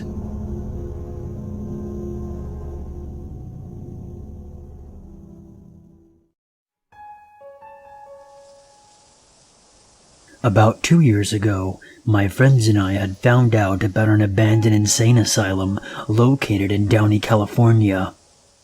Being the curious 17-year-olds that we were, we decided it would be a good idea to explore this abandoned facility just to see what we could find inside. So on a Saturday night, we gathered a few more of our friends and made the drive out to Downey so we could explore this building ourselves. After about 30 minutes of driving, we arrive in Downey and make our way through the city where the asylum is located. The closer we get, the shadier and shadier the neighborhoods we're passing through become. And after about another 15 minutes of driving, we arrive at our destination. We park the car, climb through the hole in the fence, and make our way into the building to see what we could find. To be honest, it started out not being too bad, considering we are about 10 people, and we're thinking, what's the worst that could happen to a group of 10 people? So, we made our way through the building, looking at all the broken furniture scattered throughout the rooms, the patient files thrown upon the floor, and we're pretty much just having a good time looking around this mental institution. This is where shit gets weird. As we're walking, we of course had a flashlight pointed down the hallway because the power that was once in this building was, and clearly is, out. As we're walking with our flashlight pointed ahead of us, we come to a corner and we see the adjacent wall of the corner light up from what we assumed was another flashlight. And sure enough, we turn the corner and there's a group of 4 kids. Shady, weird fucking kids. We confront each other and they ask us if we had been to the slide. We politely answer no because we have no idea what they're talking about, and they tell us that we should follow them. Of course we decline because we're getting weird vibes from these people and they're just talking amongst themselves. One of the kids comes up to me with, I kid you not, a solid 6-inch long Bowie knife looking thing. Isn't it cool? Look what I found. As he moves the knife closer to my face, I politely answer what a cool find that is, and we start backing away, telling them that we're going to explore the roof of the building. Surprisingly, they say alright and turn the corner and continue on their way. Alright, now that that was out of the way, I'm seriously beginning to feel weird about being in this place, and about how we're definitely not supposed to be here. So at that point, I say fuck it. We need to get to the roof, go down the fire escape, and get the fuck out of here. So we make our way to the roof, and we're sitting there plotting our escape. Like I said, we're not supposed to be in the asylum, so they have a police car stationed at the main gate to make sure no one comes in. So as we're up there, we try to figure out the best path to get out of there without getting noticed by the police.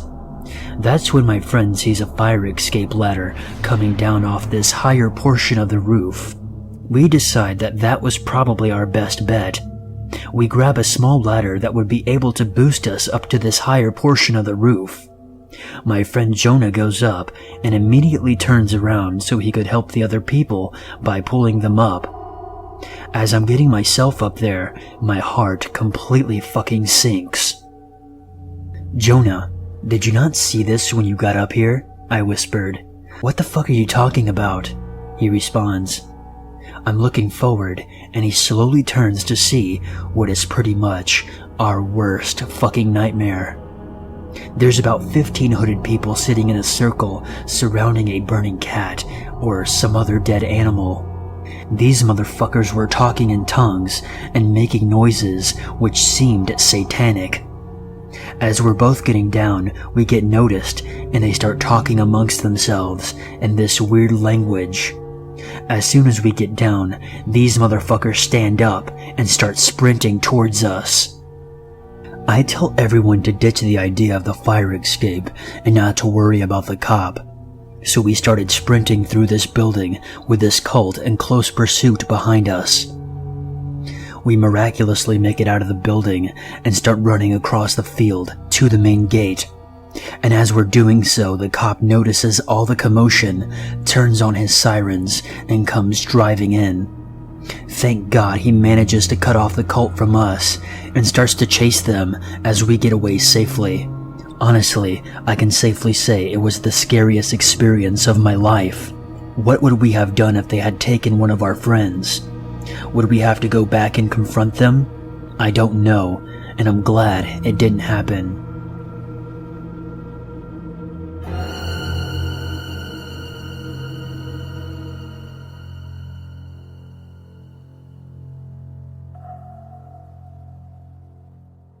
During the fall, some of my friends and I grew quite bored of just sitting around in our dorm rooms. Being the only one with a car on campus, I was usually the ones the plans derived from. Not too far from campus was an old abandoned mental hospital that closed down during the 1980s.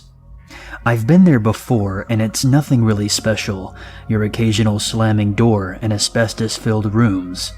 On this particular night, we all decided to head back to the hospital to see if anything was left unexplored. In the car was my friend Michael, Alex, and my sister Haley. We were your typical rule breakers, thinking that crawling under a metal fence labeled no trespassing was badass. When we arrived, we made sure to park far in the back parking lot and check the charge on our phones. As we were driving in, Michael pointed out a building that we had not been in yet. It was blockaded by a 12-foot fence, so that was probably why. For some reason, that night felt like a good night to be a little riskier. Making our way under a foot of gap beneath the fence, we scanned the area for an entrance. Finding one almost immediately, we continued with our adventure. This building was just like the rest. Low-hanging ceilings, damp rotting paperwork all over the ground. The only difference was the way that we entered was through the basement rather than the first floor. 45 minutes had passed and everyone was starting to grow a little more confident, knowing that no danger lurked behind these metal doors. Coming up from the final floor, there was a small hallway with a door which seemed to be slightly cracked open.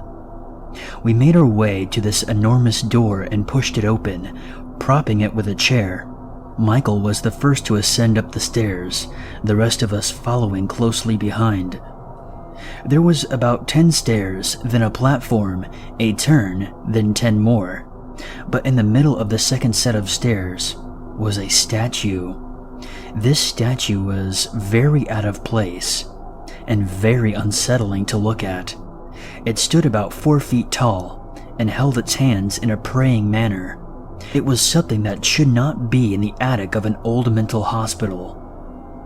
As we all shuffled by the silent statue, we were careful not to disturb it because there was an undertone of fear within us all. Reaching the top of the stairs was when the thought of leaving was agreed upon, because there before us was 50 to 60 religious statues, all standing about 3 to 4 feet tall, and in the same way, looking directly at us. Michael, being the bravest one of us, was the first to take a step into this uncharted territory. As our iPhone flashlights followed his path, we noticed where he was heading. In the far left corner of the attic was a couch. On this couch was blankets, clothes, and water bottles. Around the couch on the floor were beer bottles and food wrappers, and something that definitely should not have been there: children's clothes. Spotting a newspaper, Michael picked it up and read the date out loud.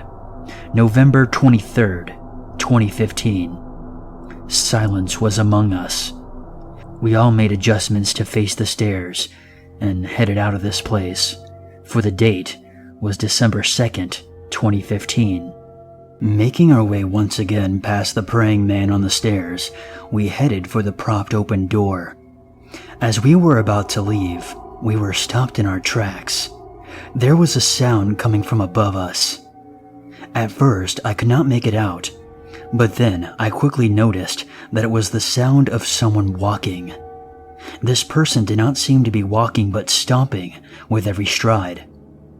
The sounds grew closer and stopped as soon as it hit the top of the second set of stairs.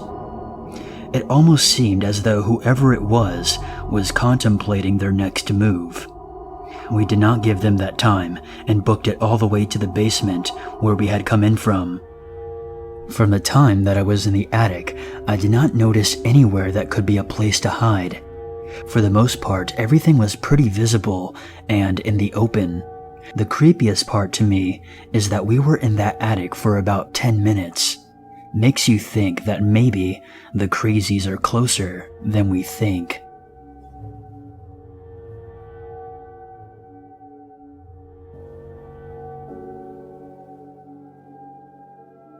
After my first semester of university, at the beginning of May, I decided to reward myself by getting tickets for a band I wanted to see. They weren't playing in my hometown, unfortunately, and the nearest venue they were playing was in a small town 6 hours away by train. I had a friend who attended university in the town who agreed to let me stay with her, so I figured that it would be fine to go up. I had never been to this town before, but having lived in larger cities my entire life, I often associated small town with safety. I declined my friend's offer to drive me to the concert, considering that she was studying for finals, and I enjoy a good walk. The town was divided by a river, and to cross that river, you first had to go over one bridge, then walk through a park on an island, and then cross a second bridge to get into town. To get to the first bridge for my friend's university, you had to walk down a nature trail. All this was perfectly lovely, as I did it at sunset. I had just emerged from my first winter in a rather harsher environment than I grew up in, and the whole nature trail park combo was filled with joggers and children playing, and squirrels and everything that I had missed. This is only noteworthy in that I felt completely at ease with my route. But I was pretty distracted and didn't pay a whole lot of attention to exactly which path I had taken. The concert didn't let out till probably slightly past midnight. I got to the first bridge and crossed, and then proceeded across the island to the second bridge. It was a nice night out, and I was actually sort of enjoying myself in the warm spring air. That is, until I got to a hill I didn't remember walking over on the way there.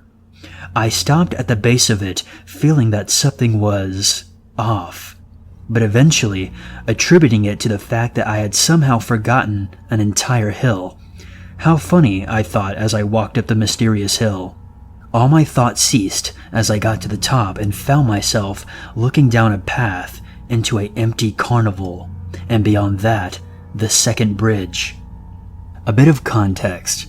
I'm a 5'7", 120-pound female, trained as a circus performer pretty much my entire life. This means that whatever extra weight I carry is pretty much all muscle, which serves, if for nothing else, as a boost of confidence. And also, I don't have any sort of fear of carnivals or clowns or anything like that. But walking over a hill I didn't remember and seeing an entire carnival I didn't remember definitely set me on edge. But I didn't really see any way around it, literally forest on either side. Plus the bridge was right there, and besides, the carnival looked abandoned. So I started off down the other side of the hill into the creepy carnival, maintaining a quick pace, definitely on high alert. I kept my focus mainly on the bridge I was aiming for. I was most of the way through when I saw the people. I saw them from far enough away that I didn't jump, but I did stop dead in my tracks.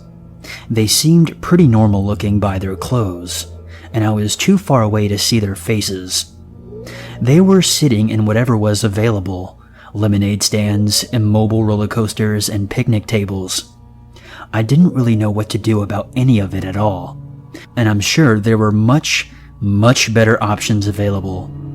But in the moment, feeling that I had to do something, I started to walk forward again. And as I did, I made eye contact with the first one of them I saw, and held it as I walked through them. The man I had chosen to look at, I remember very vividly.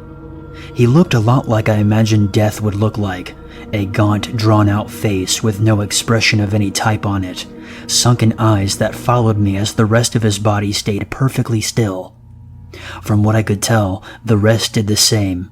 I was terrified out of my wits, and for some reason, making eye contact with this zombie of a man was the only thing I felt was keeping me safe. I never broke eye contact with him until I reached the second bridge, so far as to opt to walk backwards down the trail.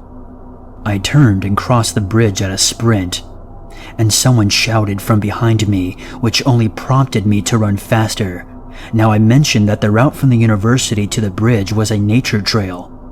This meant it had no lights on it and was as black as a void. Trees covering up the moon and making it impossible to see anything. I didn't care. I ran down the trail, tripping over who knows what. Anything to put distance between me and the creepy carnival people. Eventually, I reached a patch of light at the edge of the university and stopped. There wasn't any noise except for crickets and my own frantic breathing. If any had followed me, they had not done so for long. I managed to gather myself enough and remembered that I did in fact have a cell phone, which at that point I used to call my friend to have her meet me at a well-lit spot on campus, populated by studying students. I told her what happened, and her eyes got really wide. As it turned out, unbeknownst to me, there were actually two trails through the park on the island. A north one and a south one. I had taken the north one on the way there, and accidentally taken the south one on the way back. She told me that people never ever passed through the carnival at night, as there were local meth addicts that would hang out there. They were unpredictable at best, and at their worst, well, muggings were the least of it. I had gotten off very lucky. So everything ended up being explainable, but somehow that made it even worse. And my friend offered to drive me to the train station across the river the following evening. I accepted.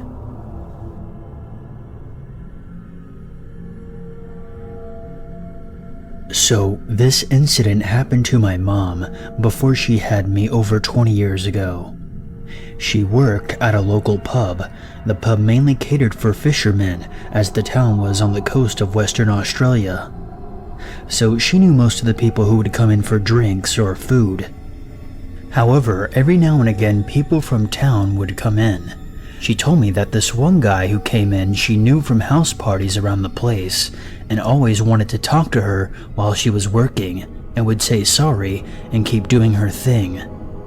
One night she finished work around midnight and walked home, which is only a few kilometers away. She lived with a few housemates who all were guys. When she got home from her shift, she decided to have a shower. Making her way back to her room, she realized that her door was open, which is normally shut. All the fellas were asleep, so she blew it off as the wind or something. She laid down in bed to go to sleep, but something didn't feel right, and for reasons that she can't explain to me, she felt the need to look under the bed. What she saw under the bed was the guy from the bar. He had followed her all the way home. She tells me that she just stared at him for ages, and he didn't move. He didn't even breathe, to the point where she thought he was dead. She went out of her room calmly and went to one of the guys' room to tell them that she had a dead man under her bed. They all raced in with baseball bats to find the guy halfway out the window. He managed to escape and run away. The police were called, and because they knew who he was, the cops picked him up the next day. The thing that bothers me the most is what his intentions were with my mom that night. That asshole got a fine and was never allowed back in town. Too soft, in my opinion.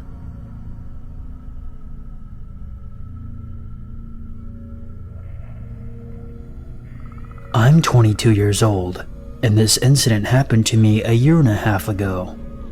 I just moved into my first apartment and was still in the process of moving in. The door that leads into my apartment locks itself automatically when closed, so I was going to the entrance of the apartment complex to get my mail while talking on the phone with my boyfriend.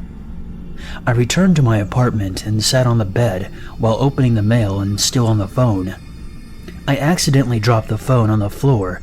It landed under the bed, so I had to lie on the floor and stretch out for it. I saw something that caught my eye. There was someone under my bed.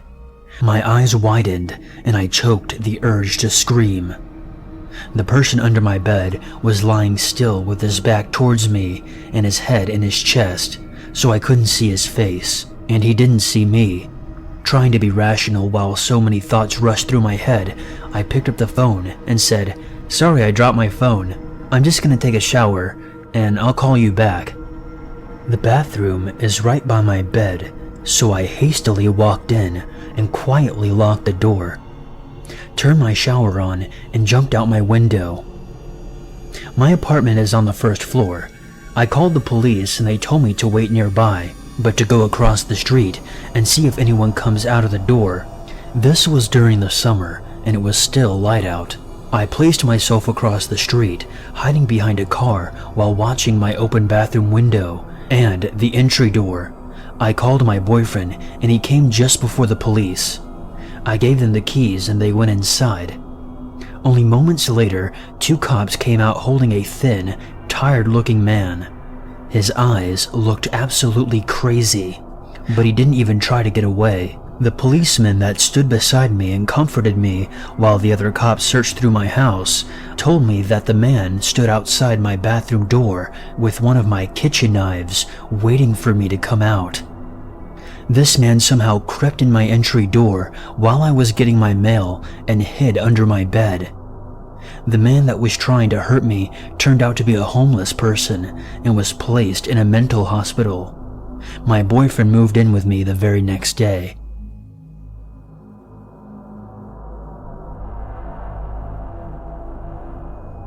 I went to university in Miami. I studied Management Information Systems in Florida International University. Miami is a pretty chill city, one where I thought that stuff like this could never happen. Anyway, to break right into the story, I used to roommate with 2 other dudes about 3 or 4 miles off campus. They were cool, studious, and pretty much really good people, except for roommate number 2, which I will refer to as Will for the sake of this story. He used to be really irresponsible in locking the front door whenever he left in the morning.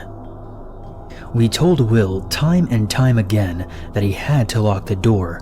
Out of the 3 of us, Will was always the one that left the latest because his classes started sometime after 11 a.m. My other roommate almost religiously left earlier than 11 a.m. every morning and never came back until 4 or 5 p.m. every single day. Anyway, if I remember correctly, it was a Thursday and I had just gotten home around 5:30 p.m. I was exhausted after taking a very complicated math class. I pulled out my key and tried to open the lock, and the door was already open. I cursed under my breath, but fuck it. I was too tired to deal with this shit right now. I make my way into the house and notice none of my other roommates are home yet. I go into my room, drop my bag in the corner, and just collapse on the bed. Now I have this fear of letting my hand hang off the edge of the bed for fear of a rat nibbling on my fingers or a monster ripping my hand off. Lo and behold, this day I just let my hand rest off the end of the bed. I'm kind of letting it dangle and swing a bit while thinking if I did good on the test that I had taken previously that day, when all of a sudden I brush what can be described as a closely shaven hairbrush. I think, what the fuck? That's weird. Did I leave some sort of shoes under my bed or something? I poke it again and notice that it's kind of fleshy. I try to pinch it and then it just recoiled back. At this point, I noticed that it was something alive. My heart instantly starts racing and I feel like I want to faint. I think it's a dog or a fucking raccoon that crawled through my window. Long before these thoughts pass my head, out comes this crackhead from under the bed, screaming, "No shoot me, please, no shoot me." I flail my hands in the air and ask him what the fuck he's doing here. He screams at me in Spanish. I don't know what he's saying, but I tell him to get the fuck out before I call the police. This dude just shuffles outside, looking all disheveled and dirty. I close the door behind him and try to gather my breath. After some looking around, I noticed that 2 of my watches and my favorite gold rings were gone. I was pretty much pissed and scared for the rest of the day, but mainly grateful that he didn't shoot or stab me.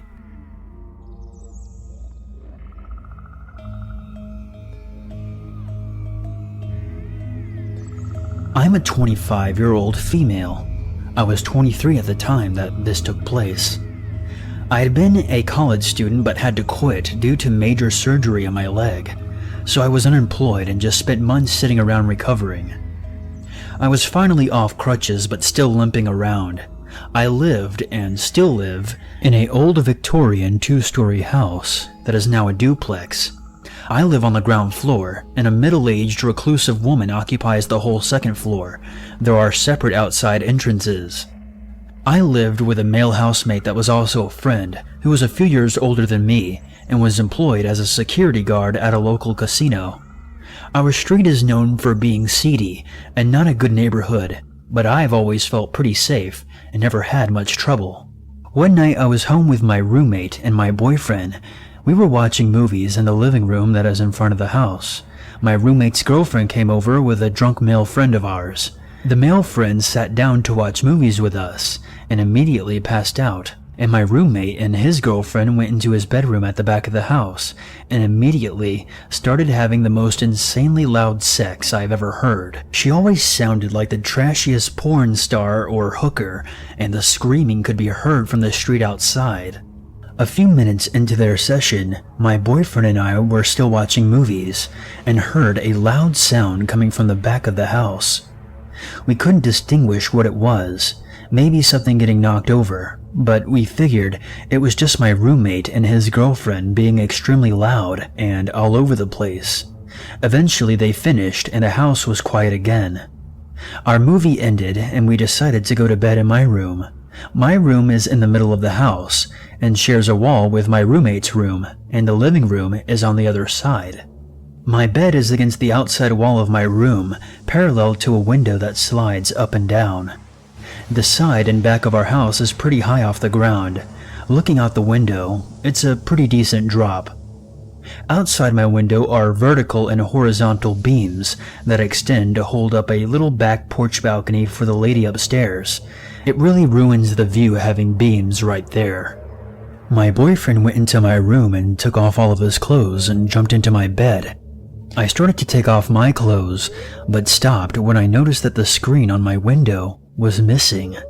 I had an indoor cat at the time, so my first thought was, the screen is missing. Strega must have gotten out of the window.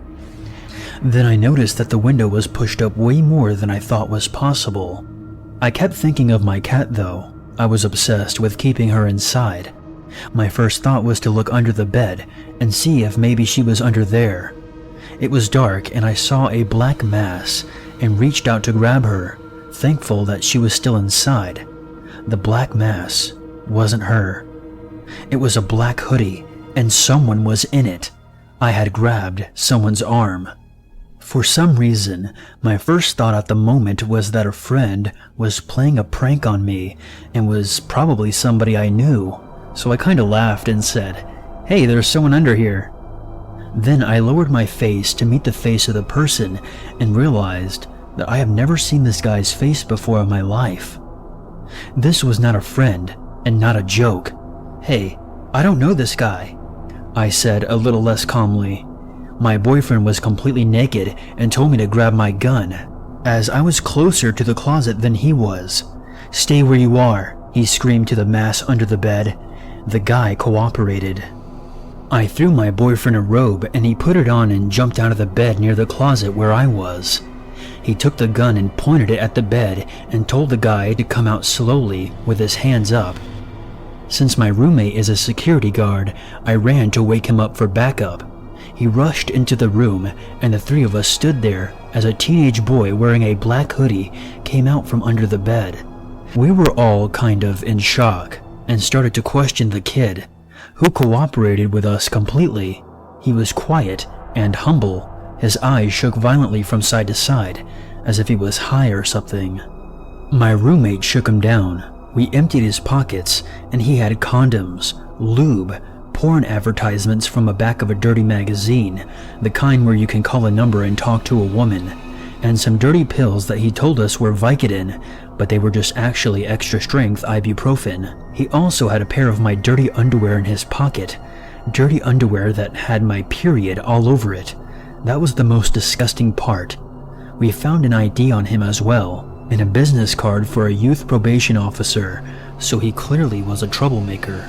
We also found a piece of paper with names and phone numbers that indicated that he lived with his mother in a hotel room in a notorious drug motel that catered to prostitutes and meth. His high school ID was from Hoopa High, and he was clearly from the local Hoopa Native American tribe, or at least part Hoopa Native. When we saw that he had no weapons, we started questioning why he was in my bedroom underneath my bed with all this stuff, and asked him if he realized how serious this was. He quietly replied that he heard sex from the street and thought that he could have some. Basically, he was a horny teenage boy on some sort of drug, riding his bike around at night, and my roommate's trashy girlfriend's sex noises was like a siren song in the night to this kid. He was so overcome by his own horniness that he scaled the scaffolding and beams near my open window and crawled in and under my bed and probably masturbated to what he was hearing in the next room. He probably jizzed on my underwear. He kept apologizing and saying that he was sorry and that he knows that what he did was stupid. I was still shocked and disgusted and wondering if he would have raped me had I been alone. But we all felt a little compassion for this fucked up little kid. His fate was basically in our hands. We debated on whether or not to call the police, and finally decided not to. You can debate me on how wrong I am on that later. We basically lectured him and told him how lucky he was that he crawled into my window and not someone else's, because he would have been shot or called the police and had him arrested, and whatever that he was on probation for would have gotten a lot worse. He kept thanking us and was super humble at that point. My roommate then escorted him out of the front door and took his bike that he left out on the lawn and walked him to his shitty motel and watched him go inside. We kept all of his stuff. He didn't have any money, just the trash and IDs and phone numbers. We made sure to tell him that we had his ID, knew where he lived, had his mom's number and his probation officer's number, and that if we ever saw him on the street again, he would regret it. Our drunk friend and my roommate's girlfriend slept through this entire ordeal. We had to tell them the next morning what had happened while they slept. I know that I'm going to get a lot of shit from you guys for not calling the police, so I'm going to try to explain why we didn't. First of all, if I had been alone without my boyfriend there, I would have definitely called the police after defending myself with my gun. That would have been a completely different situation. In this case, I had my boyfriend in the room and my male roommate, so we had the kid outnumbered. Secondly, as soon as I discovered the kid, he cooperated and showed no signs of aggression or intent to harm. He did everything we told him to. Third, upon searching him, even though he had condoms and lube, which is creepy, he had no weapons. This indicated to us that he had no plans to rape or assault. He probably just really wanted the thrill of masturbating under my bed while listening to the sex taking place in the next room. He wasn't a big guy either. He was a little skinny kid that I could have easily overpowered even with my small frame. From the info that we found on this kid, he was a neglected, horny teenage boy living with a druggy mom in a shitty motel. So yeah, we felt a little sorry for him in the end. The fact that he was a Hoopa native also scared us a bit, because people from Hoopa out here are known for violence and gang activity. That made us realize that though we doubted this kid was violent, it's quite possible his family members are, and either he would get the shit beaten out of him by family, or we would after getting him arrested. In the end, I'm still terrified to keep my window open, but I think that we handled it well without getting the police involved. After talking to the kid, I really think that he was thankful for letting him go with just a lecture. Having a gun pointed at him the whole time probably scared him enough to realize that it was a serious offense that he won't be repeating.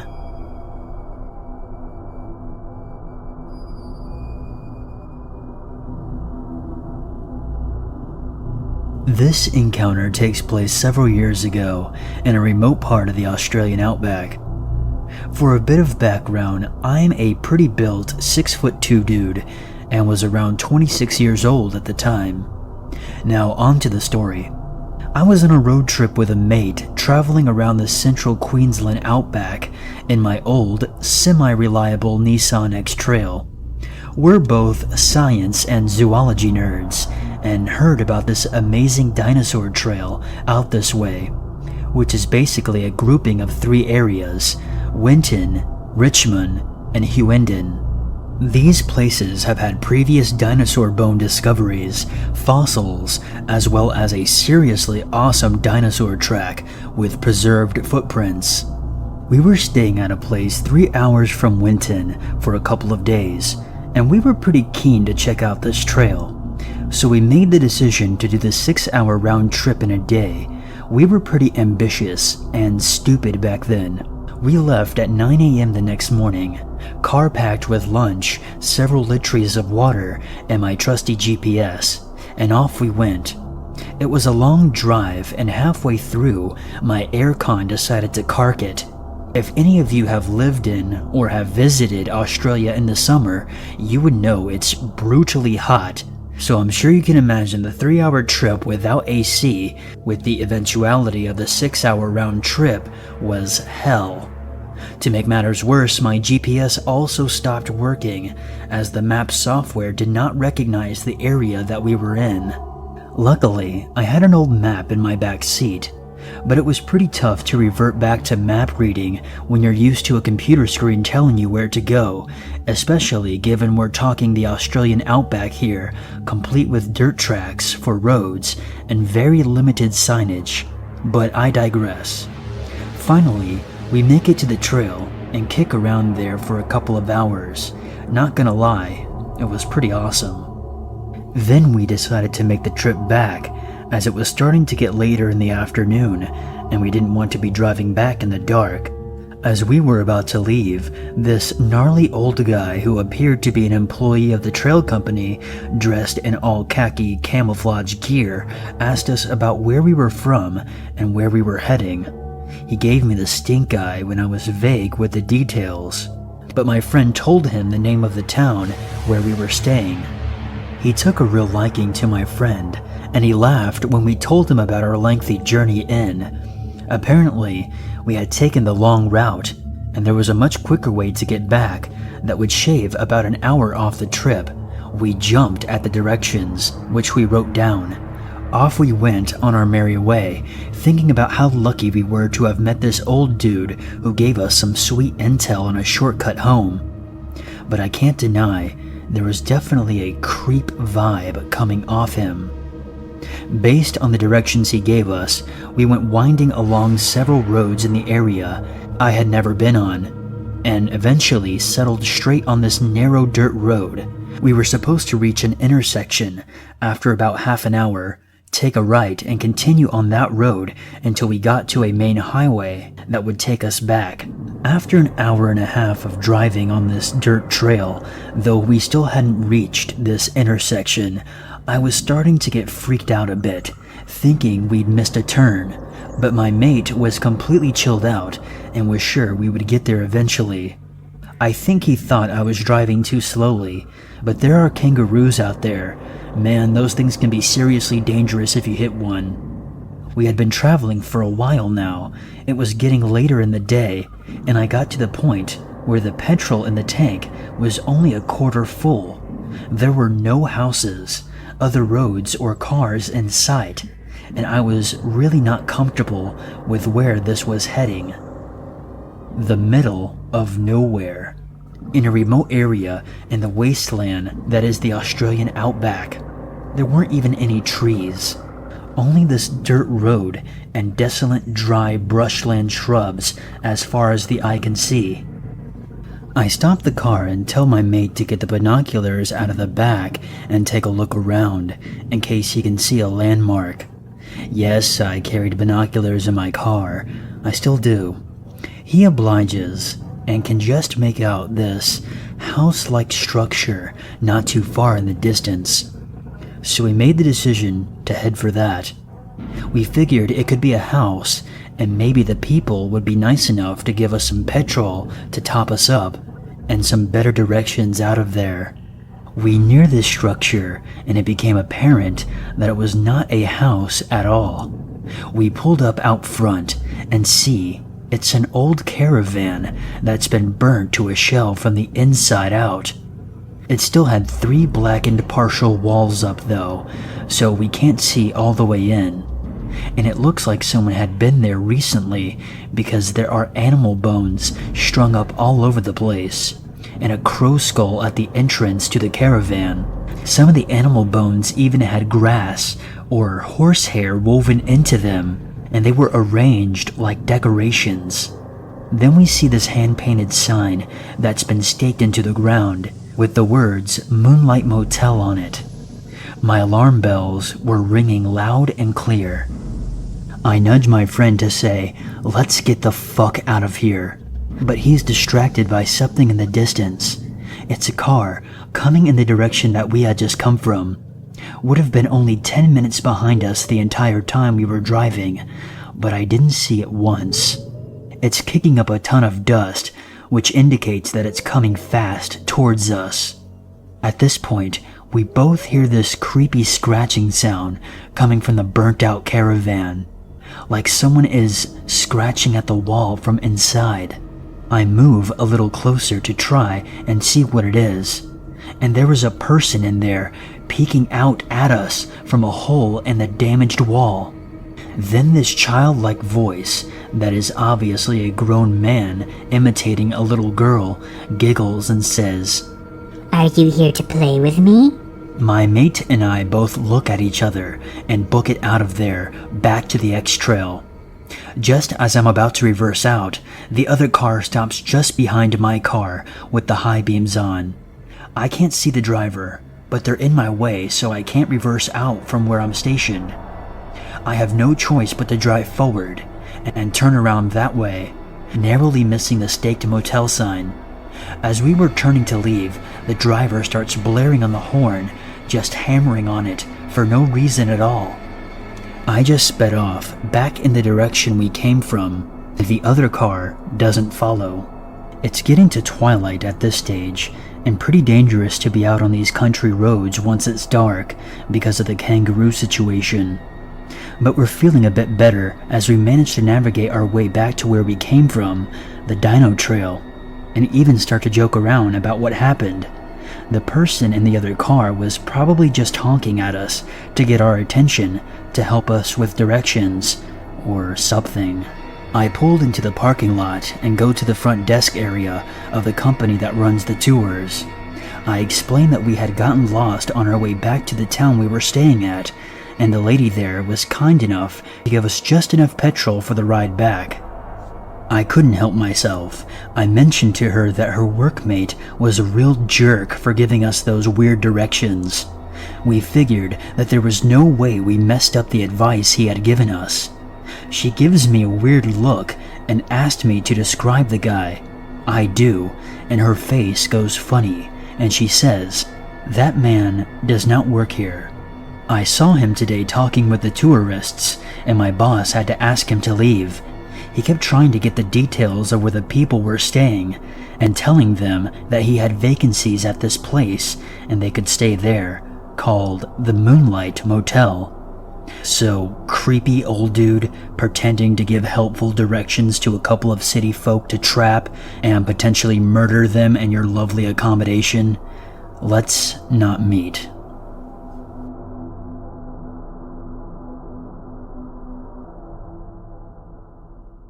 I grew up in Central Texas. This happened at a large lake in South Texas when I was around 20 years old. My family owns a small fishing cabin on this lake.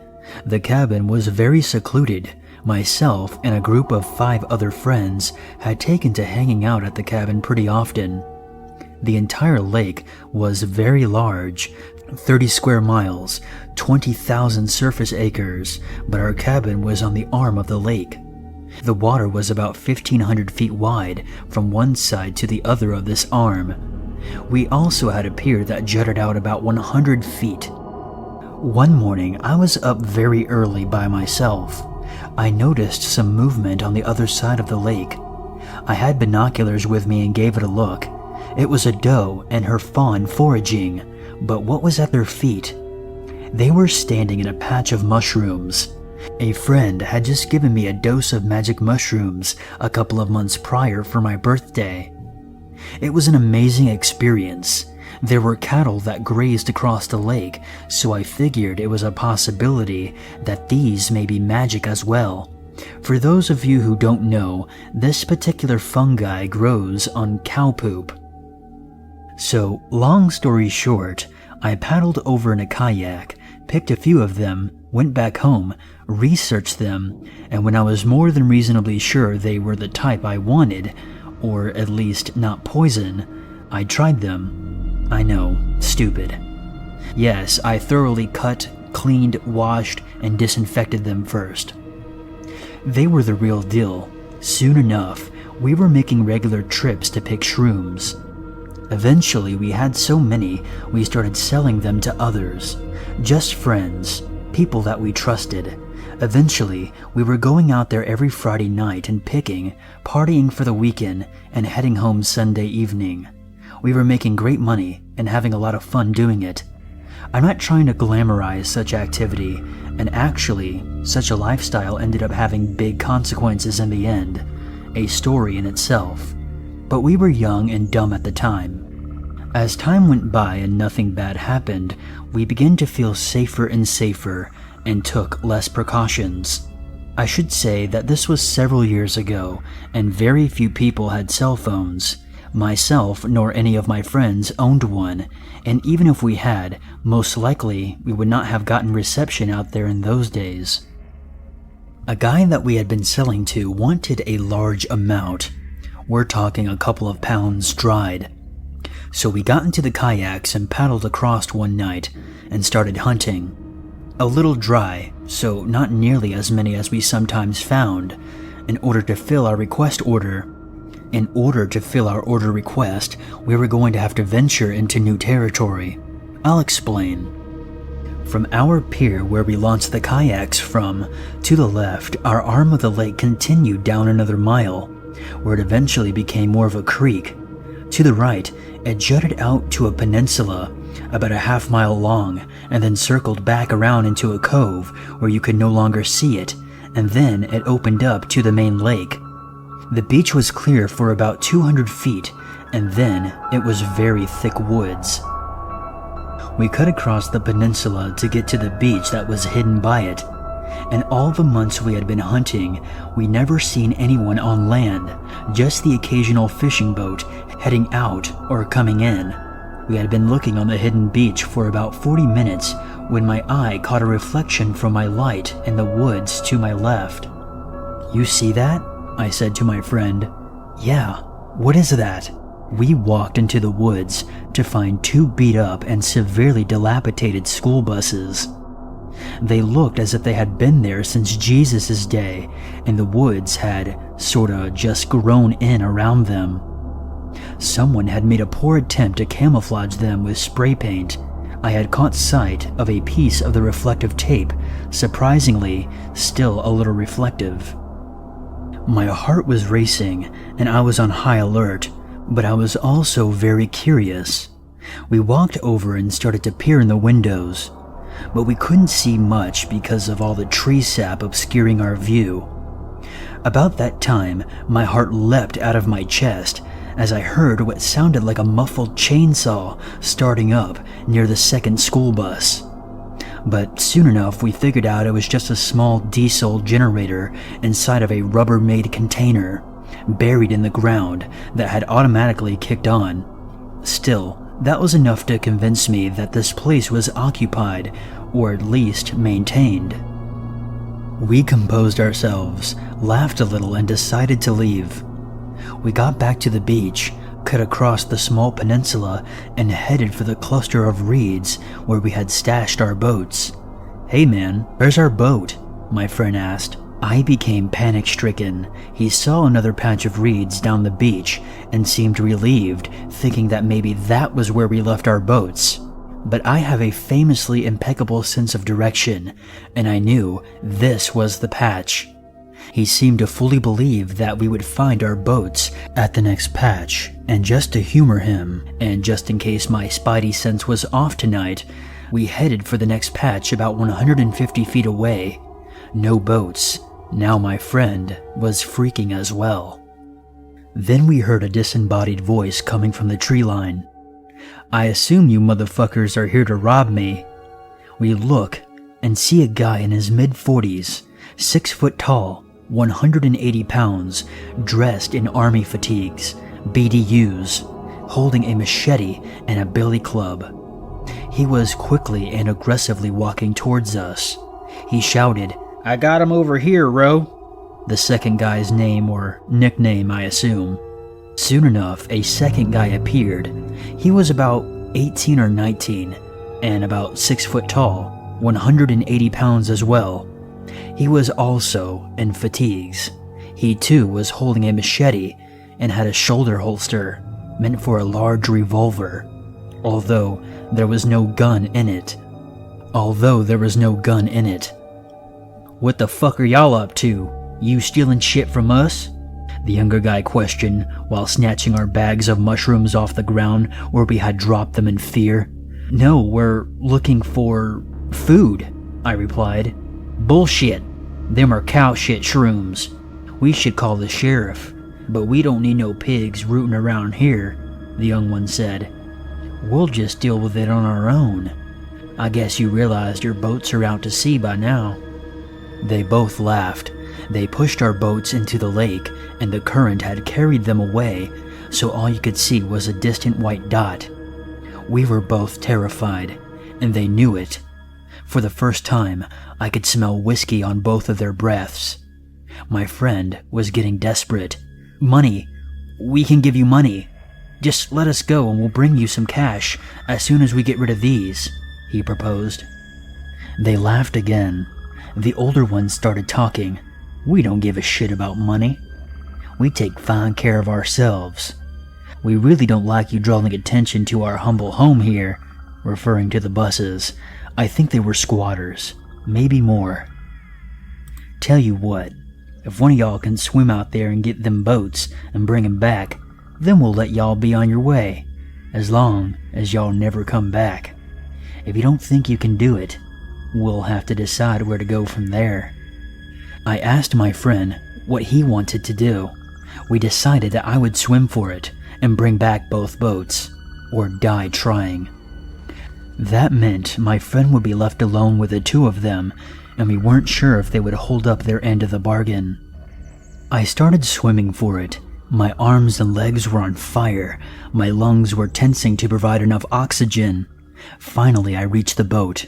The paddle was lodged inside, thankfully. I paddled to the other boat and tied it off to tow it. About 10 minutes had passed, and I began to paddle back towards the beach, and I finally reached it. I did reluctantly. I thought they were going to scratch on their end. They told us if they ever caught us there again, it would not work out too well for us. But they let us get into our boats and paddle away. They threw rocks and taunted us while we were in range. I was half expecting them to wait until we get into deep enough water and start shooting with the missing revolver. Luckily, that never happened. We paddled further down, so they couldn't see what cabin we went to. Obviously, we never went back. So, creepy father-son squatter duo? I know this was our fault, and I take full responsibility.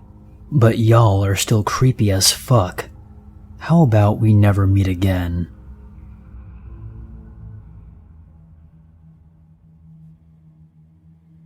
I volunteer with a wildlife conservation group. In a nutshell, we patrol some pretty out-of-the-way areas and sometimes stay the night in the forest. In the fall of 2014, I was showing 2 brand new recruits around this really isolated area. We drove in on an old logging trail, and by the time we got there, it was nearing dark. The actual spot I was showing them was about a 20-minute hike. When we eventually got there, one of them, an 18-year-old female, decided to come with me, and the other, a 19-year-old male, stayed in the truck because he said he wasn't comfortable walking through the woods in the dark. This is volunteer, so whatever. I walked down to a river with one of the recruits, using flashlights. We took a quick look around, and then we got back a little under an hour later. The guy who stayed was looking at us like we were crazy. He began asking where we went, with a terrified look on his face. I pointed in the direction where we went, and he said, "No," and pointed to the other side of the trail. He told us that we were walking through the woods back there as he pointed into the woods opposite to us. Because he was a little on edge and it was getting dark, I assumed that he just saw an animal or something, and after a few awkward moments, we decided to head back out. Not much further down the trail, we came across a fair-sized tree in the road that wasn't there before. He began exclaiming, "I told you so! I fucking told you so!" Beginning to feel a little uneasy, I began to slow down and reach for my door handle to get out and take a look at our obstacle. When through the dim light coming from the taillights of our truck, I could clearly see someone jumping from the bush behind us and sprinting for the truck. I began cursing as I hit the gas and ran our truck over the tree, sending everything in the cab flying everywhere. Both rookies were yelling as I sped down the horribly unkept logging trail. Eventually I slowed down and we drove back to the office in complete silence. By the time we got back, it was around 1:30 a.m. I called one of the group managers and explained what had happened. We decided not to call anyone because nothing extremely illegal happened. Nobody was hurt, and it just wasn't worth wasting our resources to go out there for nothing. I was called the next day and informed that both recruits had quit. To this day, I have no idea what that was about. I chose to believe that it was just some late-night logger who was just as surprised as we were. That's the only explanation that lets me sleep at night.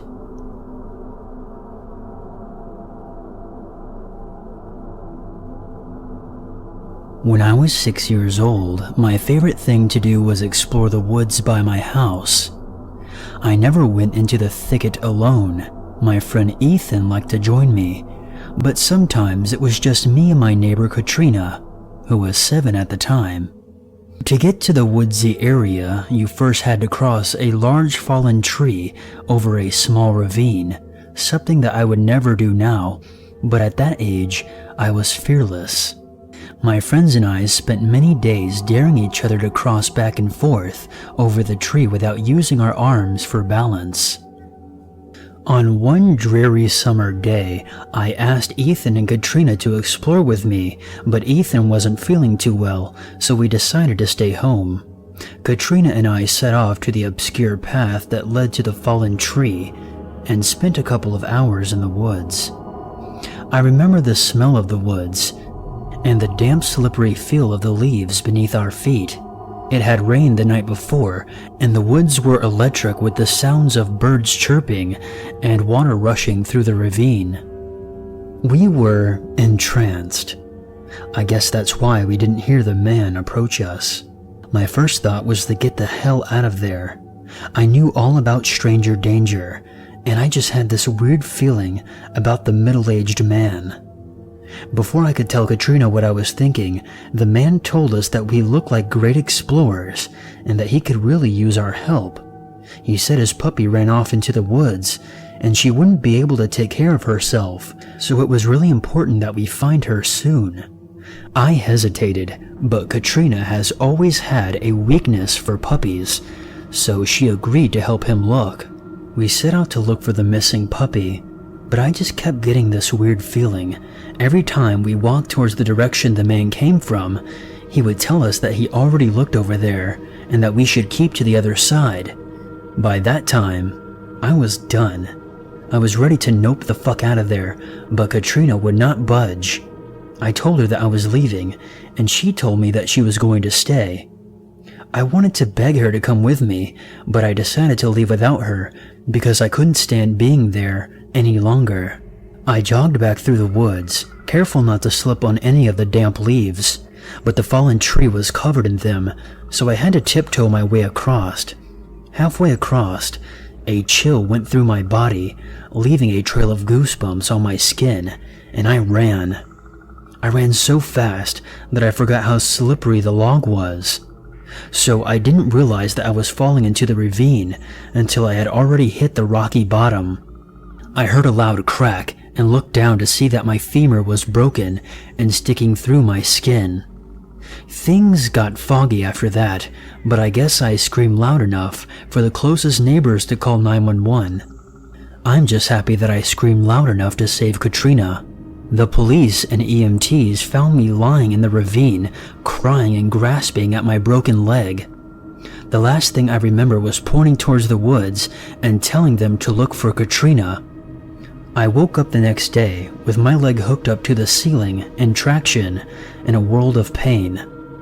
My mom was holding my hand, and she said that when I was ready, the police would like to talk to me. I asked if I was in trouble, but she said it wasn't anything like that. They just needed to ask me a few questions.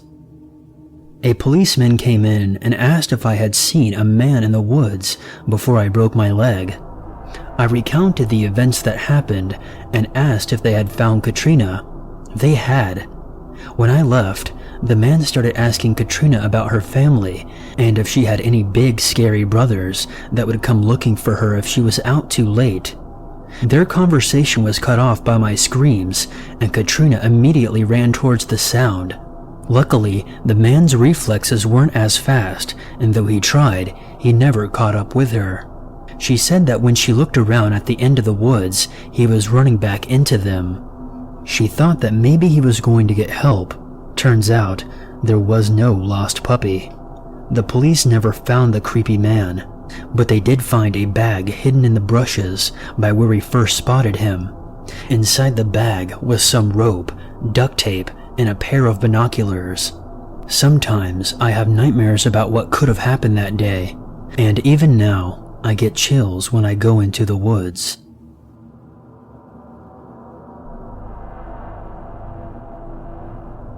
To give some explanation and background knowledge for this whole encounter, I was around 15 at the time this occurred. I was camping out in the middle of nowhere with my family and part of my extended family, being my aunt, uncle, and cousins. I was the oldest kid in the RV, so you can probably understand how it felt to have no one else do the stupid crap I did back then with. With a good 2-year gap between me and the inferiors, it was almost like nirvana when I got to the campground and met other teenagers. These were all people we knew fairly well from previous camping trips, so it was considered normal to hit it off with them from the start and act like we've known each other forever within the hour. Now, on to the story. My parents trusted me a lot, no lie. I liked my fun, but I also liked getting home in time for dinner equally as much. So when I was gone for most of the day with other people from the camp, they didn't think much of it. The only rule was that I had to be back at the RV in time to eat dinner, and before 8:30 in the evening. So picture this, a group of 6 teens, all 15 to 16, out in the middle of the woods with no adult supervision for the vast majority of the day. Just a recipe for success right there. On this particular day, we found a neat little deer trail that we hadn't seen in the 2 years we had been out there before. On second thought though, it didn't really seem like a deer trail. It snaked through a really thick part of the underbrush. Maybe a foot of clear ground, clear of any branches going upwards. It's a really hard thing to pick out of the brush, unless you either were really looking or know where it is already. It was promptly explored, marked with a broken branch outside the entrance, and quickly forgotten. Except I remembered this little special tunnel. That night, while we were all eating dinner, one of the adults proposed that we played manhunt out in the woods at night. Not everyone was totally on board with this idea, but in the grand scheme of the plan, they were all squashed down like autumn leaves. Everyone got a flashlight, and everyone was assigned to a team. For those of you who aren't sure what manhunt is, here's an explanation. Everyone that is playing is given a flashlight. Then we're divided up into 2 groups. It's basically like a glorified flashlight tag, but there's a catch. As you catch people, you have to correctly identify who they are. And if you can, they join forces with the hunters. The last man standing gets a candy bar or something, whatever is being offered as a prize. This is how we played it anyways. For the first round, I get lumped in with the runners, those who are getting chased by the hunters. We get a 5-minute head start to run, climb up a tree, whatever the hell we want to do to evade the hunters. Usually, I'm the one up in the tree, but that never really worked out as the winning spot. So, to try to score a win for once, I decide to play the cat and use one surefire method of escape, and the hiding spot was the rude little path through the thicket. It took most of the head start time to find the damn thing because it was so well hidden and out of the way. As I passed a few hiding spots, I heard hushed, smothered whispering between siblings who were questioning my actions, like a bird's wings rustling when it's fluffing itself. It should be noted that I have bat hearing. My ears are possibly my greatest asset in this game. When I'm just reaching the destination, I hear the short blast of an air horn announcing that 5 minutes are up. I swan dove into this little path in the undergrowth, shuffling on my hands and knees until I'm about halfway in, crouching down like some huge malformed quail. The hunters are doing an initial sweep through the trails, looking for obvious hiders and people trying to change spots. When they finally reach me, they reach the dead end and go straight back. I try to readjust myself and crawl further into the tunnel. I honestly don't know how it happened, but I found an even more hidden path behind that one. And accidentally, I dragged my stupid body down the rabbit hole, except instead of ending in a dead end, this one ended in a slight hollow. I don't want to describe exactly what I found there. I'm sorry, I just can't. It was a younger looking woman, naked, covered in lacerations and stab wounds, in the fetal position. Her glassy, glazed eyes seemed to look straight through me. I won't go any further than that. I was too scared to scream. I froze there while dark burgundy stains formed on my jeans. I stood there in a pseudo-catatonic position, like a marble carving, for what seemed like hours. And then I heard someone else coming along that path. Have you ever been so scared for that one moment, that one insane moment, you truly consider something incredibly stupid as a valuable option to escape? That was one of those moments. I let out a short, trembling whimper and started moving. Whoever was on the path stopped, and then eagerly started moving forward again. I could hear the panting, uneven breaths of a man. It was getting closer and closer to me by the second.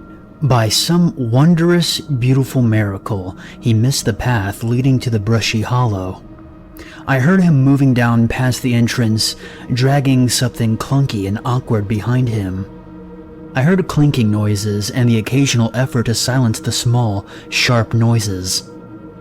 I heard a low curse somewhere towards the end of the tunnel, and I blasted out of the undergrowth like a bullet forcing its way out of a barrel. Cracks, crashes, and obnoxious rustling was all around me as I heard the man sharply intake a breath and begin to move towards me. The hoarse, deep panting was getting closer and closer to me, a testament of how I was too slow at exiting. Somehow I exploded out of the entrance, got onto my wobbly, half-asleep legs, and started booking it down the trail. The unknown pursuer was close behind me for a bit, but it seemed that he was too exhausted to chase me at that same speed for long. I know everyone loves to rip on the fact that people always trip in horror movies, but honestly, tripping is something that I'm amazed I didn't do.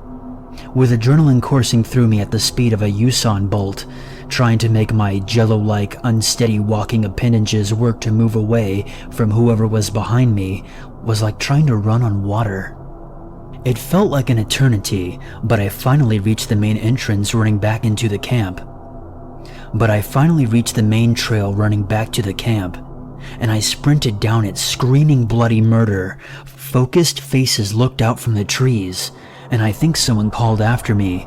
Reaching the camp was easy, but trying to explain why I woke up half the people in the camp and bolted out of the woods at breakneck speed was harder. When I finally choked the words out to explain, I remembered a profound, insidious silence throughout the group of adults waiting at the mouth of the trail. I don't really remember a whole lot from that point on. I know the cops were called, and my mother and aunt ran shrieking and wailing along the trail, trying to get the other kids to come back to safety. When someone's yelling like that, you don't ignore it. They rounded everyone up in 30 seconds flat and barreled back into the camp. The police found a man out in the woods, creeping along the trail, clutching a knife and a black garbage bag with a plethora of sharp instruments, and they also found a saw that was abandoned on the trail with some speckled and smeared dried blood on it. I don't really think that there's any getting over this. I still have nightmares sometimes of the man chasing me, breathing heavily down my neck, trying to catch me, and sometimes he succeeds.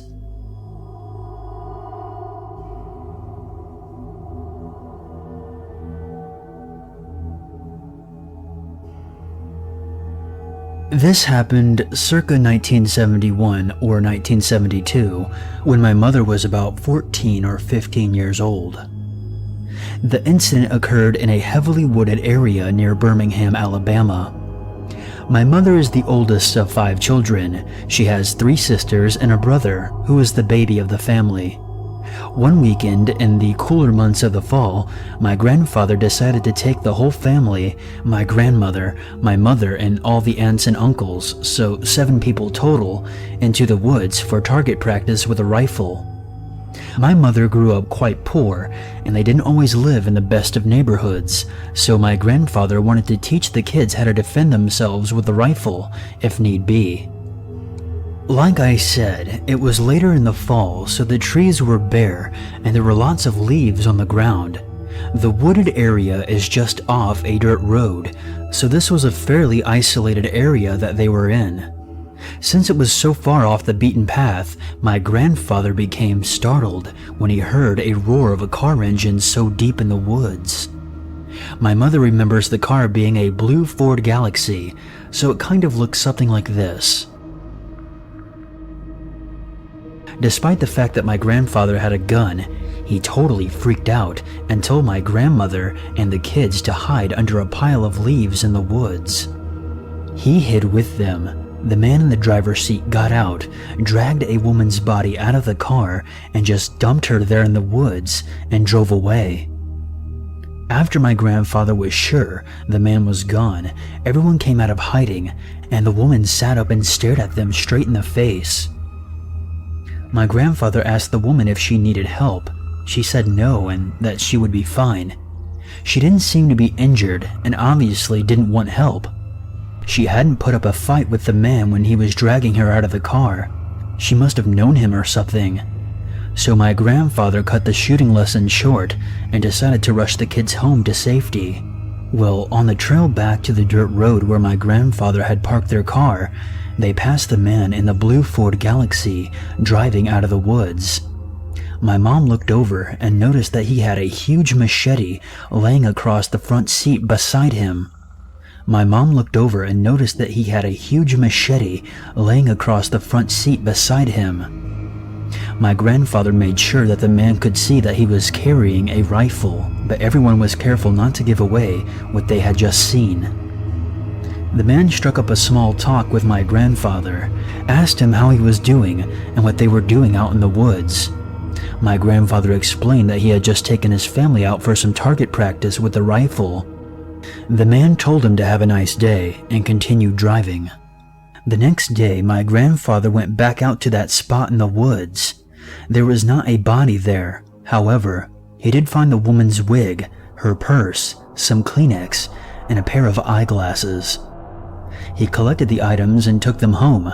According to my grandfather, that area of the woods was known for having shallow graves and being a dumping site for bodies. My mother became hysterical when he walked in the door carrying that stuff.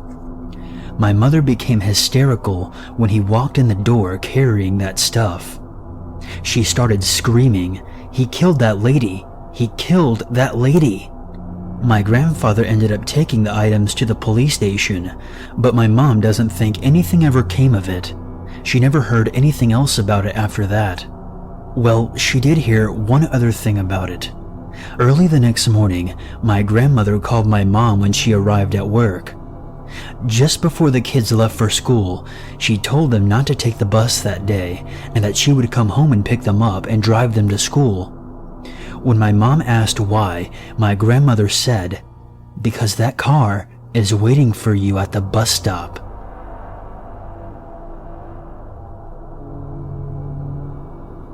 It was March during spring break.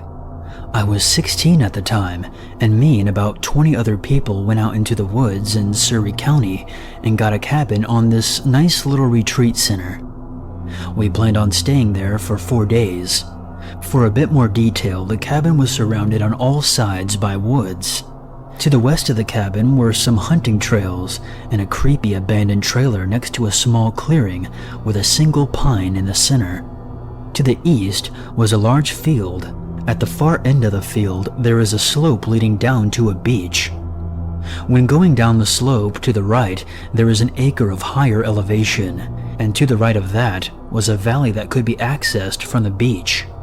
Anyway, on the last night, a group of about 8 of us decided that we would go down to the beach and sit around and sing songs while playing guitars. It was about 11 p.m. and everything was going fine, and then 3 of the guys decided that they would head back to the cabin to go get some food. They had been gone for about 10 minutes before one of the guys got a call from his brother. His reaction to the call made it seem like something had happened or someone was hurt. When he got off the phone, he said, "We all have to leave, right fucking now," in a very hushed and panicky voice. We all asked why he told us that, and apparently, while the others were walking back, they found a rabbit at the top of the trail, and its head had been cut clean off. Not ripped off like an animal's doing, but cut like someone had took a knife to the rabbit. So we automatically thought they have to be fucking with us. We all began to walk back, brandishing the guitar and metal pipe as weapons in case they weren't fucking with us. About halfway up the hill, we hear rustling and twigs snapping to our right where the valley is. It sounded like someone was walking up the side of a very steep slope. We told them to knock it off, and that if it was a joke, it wasn't funny. The movement to the right stopped, very suddenly. We kept going once we neared the top of the hill. I turned on my phone's flashlight, and right on the ground in front of me was a rabbit with its head cut clean off. We took off running and heard something coming out of the woods after us. We didn't stop running until we got to the cabin.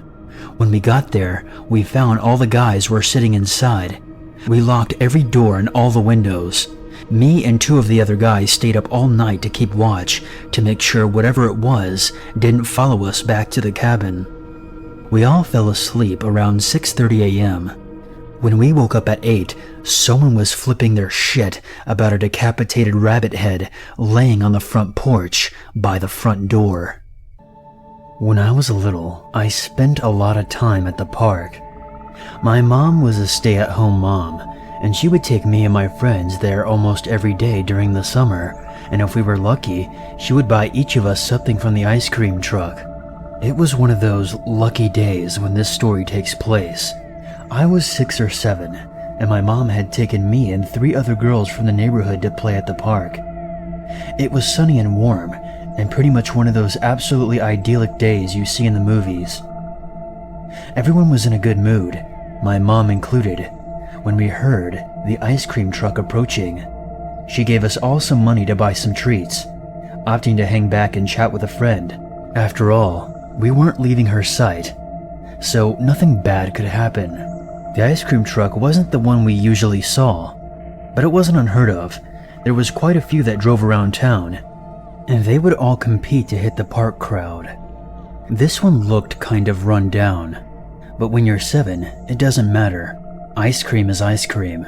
My friends and I raced to get in line, and were delighted to be the first ones there.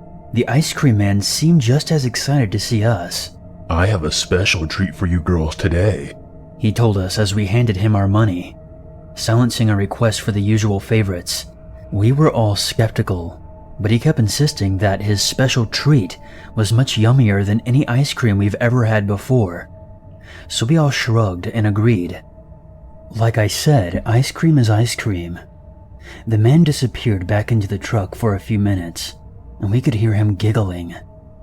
Now I would find it creepy, but at the time, I thought it was just funny. A few minutes later, he handed us what looked like ordinary ice cream sundaes. "I promise, they're extra good. Don't waste any," he told us with a wink. As we started walking back to my mom, the ice cream truck left quickly. That's when I remember thinking something was off, because the trucks would usually stay around much longer, getting as much business from all the kids as they possibly could.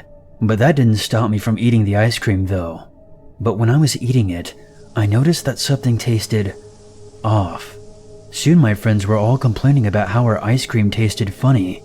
My mom also noticed how quickly that truck left, so she insisted on tasting mine, just to be safe. I'll never forget how quickly she marched us out of the park that day, or how horrified she looked. At the time, I didn't understand why she was so upset, until years later, she told me the ice cream had tasted like semen. The ice cream truck guy had masturbated into our sundaes. Horror story part 2. Realizing your mother recognizes the taste of semen. The police questioned my friends and I about the man in the truck, but none of us were able to give a good description. I think they must have tested the DNA in the ice cream, but I really don't remember much from the whole investigation because my mom shielded me from it. I do know, however, that they never caught the guy.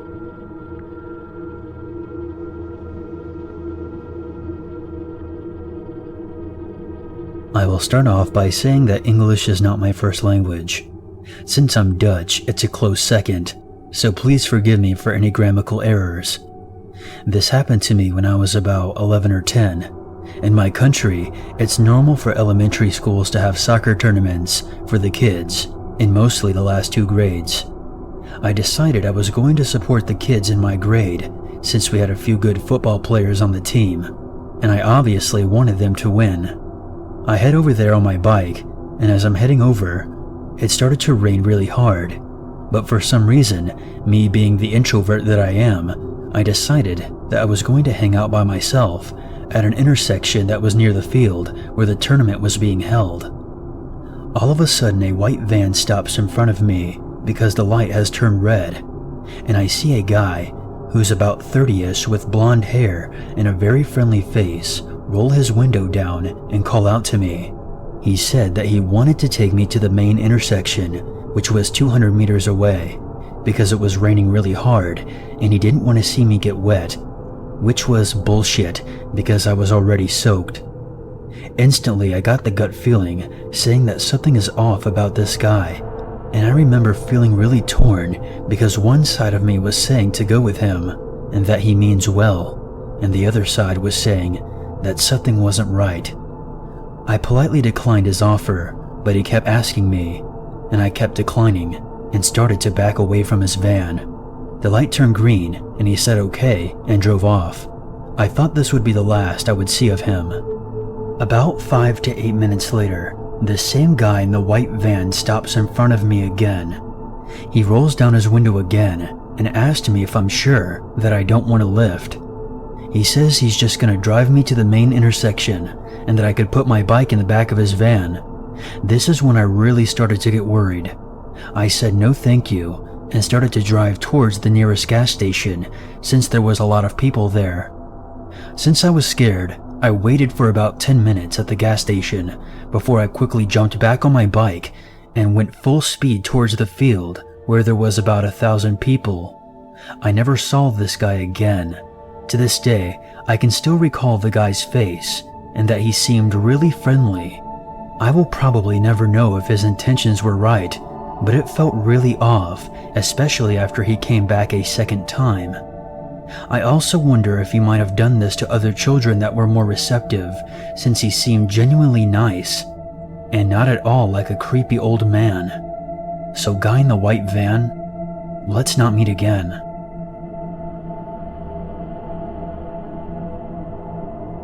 Let me give some context for this briefly. I live in a city that is notorious for 24-hour services. And even for locals who aren't part of the downtown scene, certain amenities are usually open at all hours. This happened about 3 months ago. I hate studying in the afternoon, so I usually go to bed around 6 p.m., and then I wake up at midnight to finish my work. There's one cafe that is 24 hours in my area, so I usually drive down there to study before heading to school in the morning.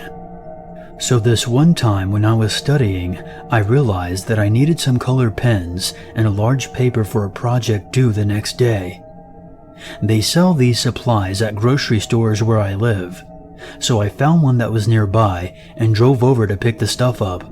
I'm generally aware of my surroundings, so I made sure to park directly under a streetlight in front of the building. My car windows are pretty tinted, and when light shines directly on them from above, my visibility remains the same while nobody else can see inside. This becomes relevant in a moment. Anyway, I go in and do my thing. I'm holding bags in one hand, keeping the other with my keys free. After I pay, I start heading out. As I'm walking out, a white van pulls in front of where my car is parked and blocks my path. A little old lady inside rolls down the passenger window and says, "Excuse me, we're tourists and we can't find the main road back downtown. Can you come over and give us some directions, young lady?" I don't stop walking, and I veer quickly in front of their car. "No, sorry." Side note, my city is known for its downtown, universally. Every road leads to downtown. Downtown is the fucking lifeblood. And little old ladies don't often visit in white vans with blacked out windows.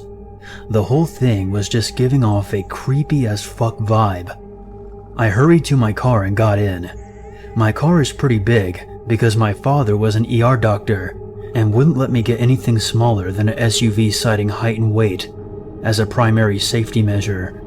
As I sat down, the van did not pull away. It remained parked next to my car. I locked the doors and glanced out my passenger side window, which gave me a view side of their car due to the height of my own. This also served to provide a view through their window tint, which was ineffective due to the angle. In the back seat, there was a man with a knife. He was holding it up to his chest and straining to see through my windows. I pieced out of that pretty quickly, and I drove loops through the suburbs until I got to my school. Not too exciting, but it was pretty scary for me. So for a bit of background, I was 9 at the time and was very naive. I was visiting my cousin who used to live in a small town with mostly farms and suburbs. All of us were bored and we decided to walk to the park about a mile away and play some baseball. It was me, my older sister, my 5 guy cousins, and some of their friends. There was about 10 of us walking through the suburbs, so nothing too dangerous. We get to the park and play for about an hour and a half when I wanted to go back. No one else wanted to, so I just went by myself. I knew my way back and it was just suburbs, so I thought it would be fine. While I was walking back across the street, an old man was laying on what I thought was his lawn. He appeared to be injured and kept saying to come help him. This man was about mid-60s, and he looked like he really needed help, so I went over, but I still kept my distance, about 5 feet. The man kept saying something I couldn't understand, so I kept getting closer. Once I was next to him, he shot up and grabbed my arm. I began screaming and thrashing as he tried to drag me into a nearby van. I tried to do everything in my power to get him away. Apparently I screamed so loud that the neighbors came outside. Once the man saw that there were other people there, he let go of me and got back into his van and drove away. I did not speak to anyone. I just ran back as fast as I could.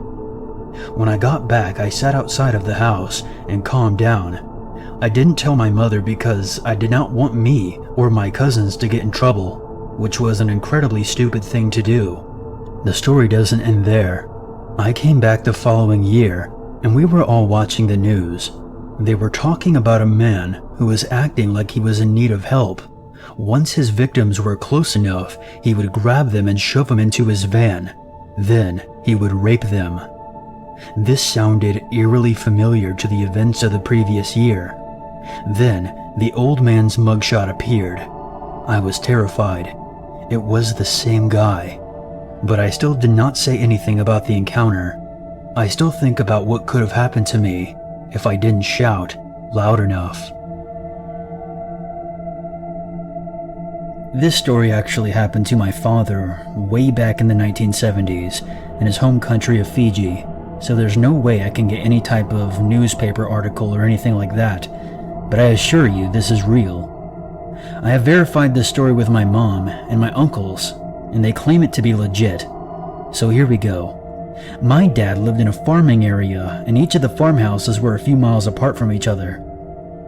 When my dad was about 14 years old, he was invited to a sleepover at his uncle's house. My dad was fond of his uncle, so he went over for the night. His uncle had a wife and 3 kids. Ages were 3 and 4, and also a baby that was about 6 months. They had a great time eating, chatting, and playing with the kids, and then it was time for bed. My dad goes to sleep and wakes up to this huge noise. Then he hears screaming and something that sounded like a gunshot. He runs to his uncle's room and sees his uncle shooting his wife and kids. My dad freaks out and runs away.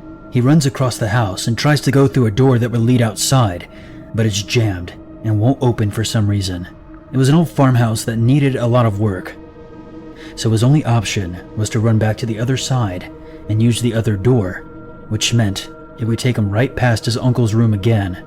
He had no choice and slowly started to walk, and as he passed, he couldn't help but to peek into the room again.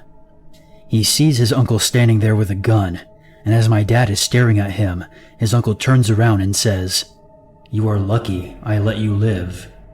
And he puts the gun to his head, and as my dad freaks out and starts running away, he hears one more gunshot. My dad runs out of the house and keeps running down the dirt road all the way back to his own house. Luckily, his dad is still up with some friends, drinking and playing cards. My dad basically collapses as he makes it to his front porch and tells everyone what happened. The police went to go investigate and found that everyone was dead. A little while later, my dad finds out that his uncle had quite a few mental issues and was supposed to be taking medication for it, which he wasn't. That is the reason why he went crazy that night. As you can imagine, my dad was traumatized and had nightmares about his uncle for a long time. Once again, I assure you this story is true. I can see it in my dad's eyes whenever he tells me this story, and I wish I could have some sort of news article about this, but it was the 1970s, and it was Fiji, so there is no way I can find anything.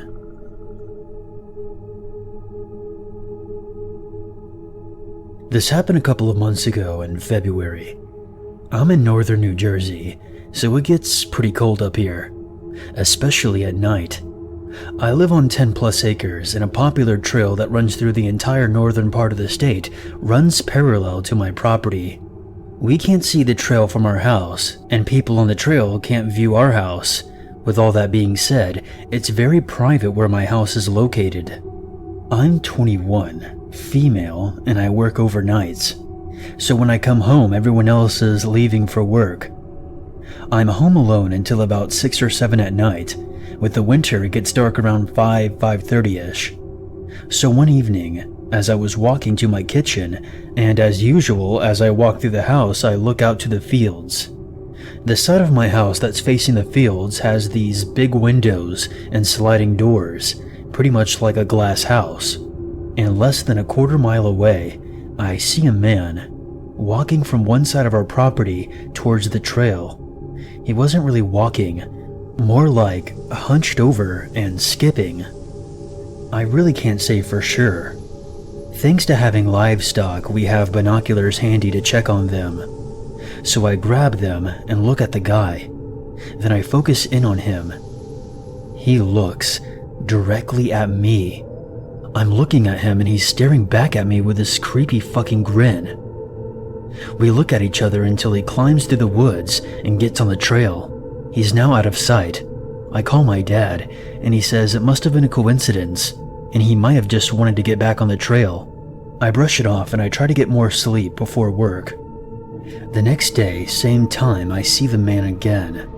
This time, I'm not smack dab in the middle of a huge window. I'm hiding with the binoculars. I focus in on him again. I jump back, because he's fucking staring right into the binoculars. How the hell did he know where I was? I call my dad, and he didn't answer. I say to myself, everything is locked, you're fine, he's back on the trail by now. It's now 5, and between the snow on the ground and the clear sky and the sun about to fall, it's still pretty bright in the fields. I walk towards the kitchen, and I see the man. He's not walking, he's just standing, staring right at me, closer to the house than before. I'm freaking out, and I'm pissed because I got it into my head that he was just cutting through a private property, and now he's just standing there, staring. I can see the grin on his face. Without binoculars, that is how close he was. I pick up my cell phone and I dial 911. He's still standing there. I explain everything to the dispatcher. Around here, it could take an hour for a cop to arrive. Lucky for me, it only took 15 minutes. The man is still out there standing and staring when the cops show up. I pointed at the police who are now coming down my driveway. The man turns his head and looks at them, turns back to me, and smiles even wider. He then fucking bolts right towards me, smiling like a fucking maniac. It wasn't a genuine smile. It was a forced fake smile with just his mouth, if you can picture that. I run towards the front door and out to the cops. They come out of their cars and one enters my house and 2 more go around each side of the house. They caught and arrested him. They said when they found him, he was pressed up against the opposite side of the window where I was originally standing at, still smiling. I don't know what came of him, but I know I won't be seeing him again. Crazy fucking smiling standing man. Don't ever come on my property again. Living alone is always a risk.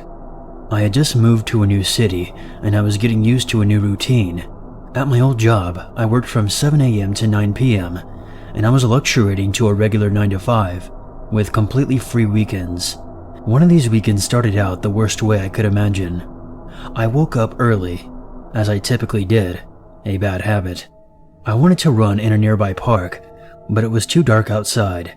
I made coffee, got dressed for my run, and decided to relax on the couch and read until it was light out. Some backstory. This apartment, which I don't live in anymore, was a garden-style apartment on the ground floor of a 4-story townhouse.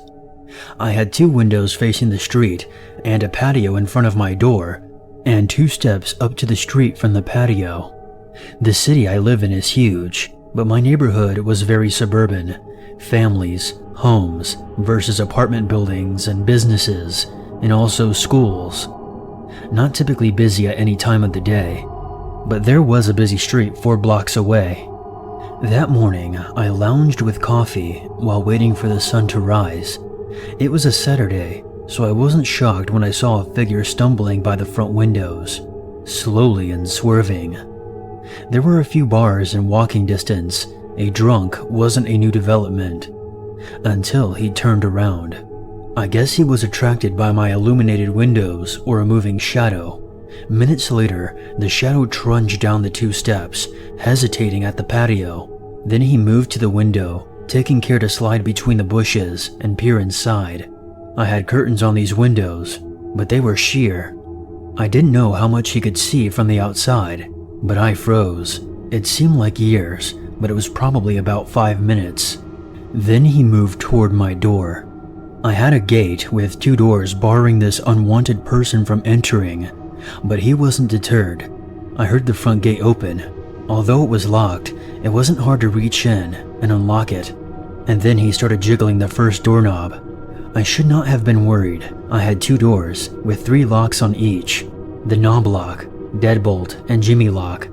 But something about his determination and the darkness of night had me rushing to the back of the apartment. My landlords, who owned the townhouse above me, had a fenced-in garden. I ran out there to call the cops. When I was waiting on the phone with the cops, I almost felt safe, until I heard scratching at the fence and a jiggling of the handle to the garden door. It's about 15 feet tall and would be too difficult to climb. I immediately went inside to find the cops banging at my door. I sent them around to the garden entrance, but they never found the guy, just a dirty screwdriver on the ground. I never got an update, so I assumed this guy was never caught or tried breaking in anywhere else in the neighborhood. But either way, let's not meet. Back in the early 2000s, around the age of 13, I'm 26 now, I lived in upstate New York in the town of Rhinebeck. Rhinebeck is a pretty old and fairly sleepy place, all things considered. Our house was high on a hill surrounded by dense woods on all sides, except for the street. The home was quiet and incredibly secluded. Our nearest neighbor was about a quarter mile down a winding and poorly maintained road with only a singular streetlight too dim to offer much visibility. For this story, I'll need to give you an idea to the layout of the house. It was at least 2 stories. The stairs was situated in the middle of the house. Our most common point of entry was through the 2-car garage. The front door was to the right of the garage entry, and standing from that door, you could see up the stairs to your left center and see to the top. At the top of the stairs, my parents' room was on the immediate right, and to the left was a hallway with 2 rooms side by side at the very end, mine and my brother's. My room was situated over the garage. Now for the story, I'd always been very on edge about where we lived, as it gave off a sort of Mothman Prophecies vibe.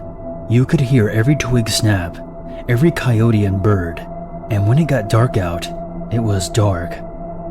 Late one night, I had long since gone to bed when I was jarred awake by a sound below my room. I sat stock still for a moment, listening to the deafening silence before accepting that I had been dreaming. Just as I started to drift off, I started to hear a scratching sound. It was slow at first and hard to make out, almost like the sound of metal scraping against slate. It started to become more deliberate, and I pinpointed it to the garage door that entered into the house. My first thought was to go to my parents, but it occurred to me that if I stood outside their door, I would have been easily seen at the top of the stairs should someone get in, or already be in. The noise continued, and I finally crawled out of bed as quietly as possible to lock my bedroom door, and then I bolted back. It felt like hours passed, but I don't know exactly when the scratching came to a stop. By morning, I had pushed it to the back of my mind as a dream. Sitting around the kitchen the next day, I told my parents about the dream. They looked concerned, and out of curiosity, they went to look at the garage door, which was a very heavy metal furnished door. What we found on the other side were pry marks. as though someone had repeatedly jammed a crowbar into the doorframe. I stared in disbelief and mild terror. My father changed the lock on the outermost door that led into the garage that very day. I grew up in a suburb of Raleigh, North Carolina that has a virtually non-existent crime rate. My father and I moved there when I was 6. He was always busy, so I pretty much had to raise myself. So naturally, I attended school there, made all of my lifelong relationships there, so on and so forth. In 2008, I was a senior in high school. I had a very close-knit group of friends, primarily composed of people I had known since middle school. One such friend just recently came back from Holly Hill, which is our local mental hospital, after a suicide attempt. Matt had been gone for a couple of weeks. I saw him in the courtyard before heading for class. Unfortunately, I didn't have time to talk, so all I said to him was, "Welcome back. I missed you."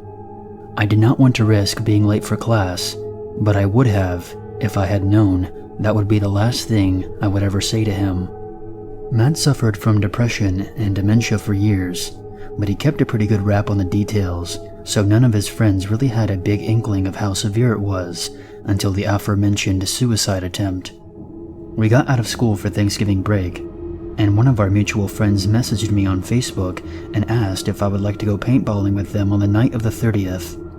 I had to turn them down because I had to see my grandparents the next morning for a late Thanksgiving celebration. It wasn't a big deal, just kind of a disappointment. Break came and went. We went back to school, and Matt was absent again. There had been a rumor floating around that he had run away from home and had gone back to Washington, D.C. to look for his birth mother, but I wasn't sure I believed that, especially that he would go off on this long-term trip without at least mentioning it to me first. In between switching classes, I tried to call his cell phone, but it was off. I didn't think anything of it. A few days later, during lunchtime, there was a buzz around the school that Allegra, our mutual friend from earlier, and Adil, someone else who I was more of acquaintance with than friends, but I still knew of him, had been taken out of class and arrested. We had no idea what had happened, but I had a strange feeling that it had something to do with Matt's absence. After that, all I could really think about was where Matt was, and the fact that Allegra sat behind me in Shakespeare class, and that she was so tired that she slept through the class the day we came back from break. The school tried to keep everything quiet in regards to the students theorizing and talking to one another. But it was high school, and word travels fast. When we weren't talking, we were texting each other about it. Our local news website reported in an article that 4 of Matt's friends had been arrested in connection with a body found in Allegra's parents' summer home. You guessed it, it was Matt. 2 years afterward, Allegra and Adil, and the 2 people from Matt's circle of friends, went on trial. Allegra received 2 consecutive 20-year terms for conspiracy to commit murder and murder in the 2nd degree. Adil received the same. The 2 others in the trial received a life sentence for 1st-degree murder. I watched the trial unfold. They killed him on the night of November 30th, the night they asked me to come paintballing with them. There was a period of time where I kicked myself for not going that night. I like to think that I would have had some, if a little, influence in stopping them.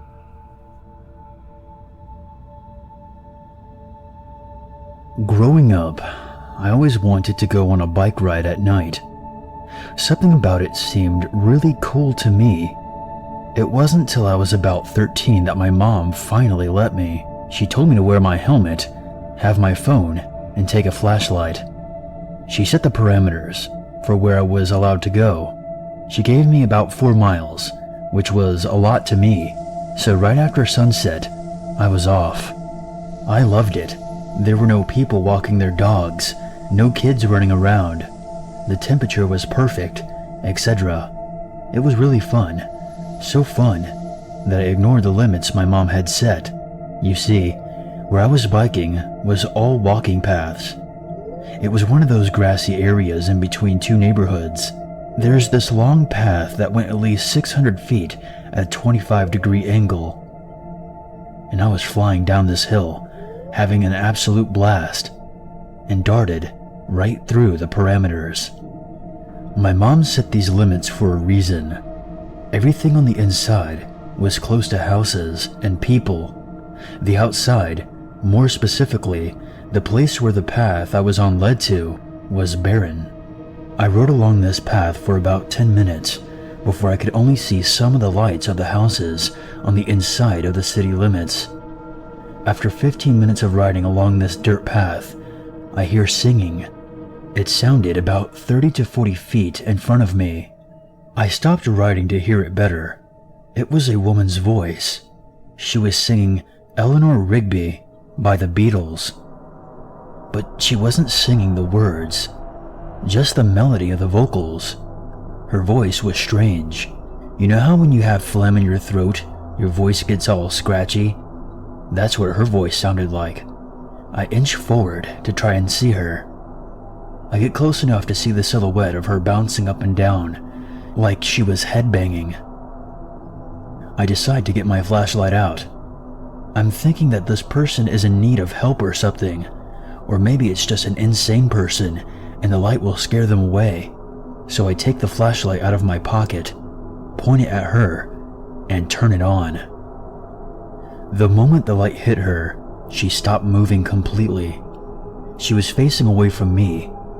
She had disgusting hair that seemed to be sticking together in clumps. Some of her hair was ripped off too.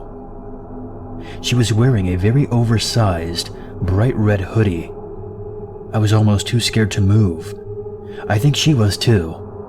I conjured up as much bravery as I could and said, "Sorry," in a very "oops, this is the wrong room" kind of way. She didn't respond. I turn off the flashlight and put it back in my pocket. Just as I was turning my bike around, she screams. She screams in a awful high-pitched voice. I damn near shit myself as I throw myself back onto my bike. I hear her voice getting closer to me. I book it as fast as I can. I don't look behind me. I don't stop pedaling. Her screaming grew quieter and quieter until it dissolved into the howling of the wind. I'm in my mid-20s and I consider myself to be a pretty small woman, both in height and weight. I've never taken any self-defense classes, and I would be in pretty big trouble if someone were to actually attack me. At present, I live in a small suburb outside of Boston with 2 other female roommates. We live in a condominium complex that has roughly 200 units, and our condo happens to be in the furthest corner of the grounds. We were the last unit in a row of 10, with woods to our left and back. The area we live in is widely regarded as a high crime area. It's the sketchy part of town. I was never genuinely concerned about my safety until one night in October of 2015. I had just flown back into Boston from a work trip in Tampa, Florida. My flight arrived at Logan Airport around 10:30 p.m. In between gathering my luggage and car, I didn't make it back to my apartment until midnight. I locked my car, grabbed my suitcase, and headed inside to my empty apartment. I wasn't worried about staying at the condo alone, as it was a pretty typical situation. My 2 roommates were often working late or staying with their boyfriends. As always, I locked the screen door, then the wooden door, and I felt like that was enough protection from the outside world. I was greeted by my cat when I went into my room. The temperature was unusually warm for October, so I opened all of my windows and crawled into bed. I should note here, as I mentioned before, the back side of our apartment is surrounded by woods. We have a row of parking spaces directly behind us, but other than that, it's strictly forest. That particular night, I was lucky enough to find a parking spot that lies directly beneath my bedroom window. At 3:30 a.m., I woke up to footsteps and rustling outside.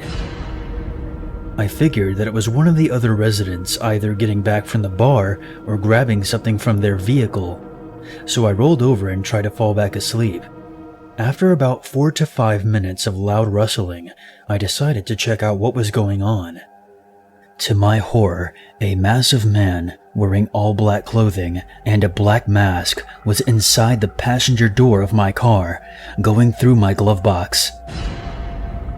I was so shocked to see that someone was inside my car that it took me a few moments to understand what was going on. Realizing that someone had broken into my car, I immediately panicked. I have a spare apartment key inside of my glove box, and my apartment door was only a few steps away from where he was standing. I knew that fleeing was not an option, as he was blocking my only exit. I also knew that if he were to use the key to get inside my condo, I would likely be in a very dangerous situation. Out of pure stupidity, I grabbed my car keys and hit the lock button, which causes my car to beep. The loud beep startled the man who was inside my car so much that he backed up and stumbled on the curb. Within seconds, he looked up at my bedroom window, and our eyes met. He knew that I had seen him in my car, and to my dismay, he stared without flinching. I was so terrified that I backed up from the window and immediately ran into my roommate's closet. I dialed 911 and reported the situation in a really hushed whisper. I was fully expecting the man to break in and find me inside her room. It took the officers 12 minutes to arrive at my condo, by which time the guy had taken off. I still don't know how he was able to get into my car that night, as I was sure I had locked it.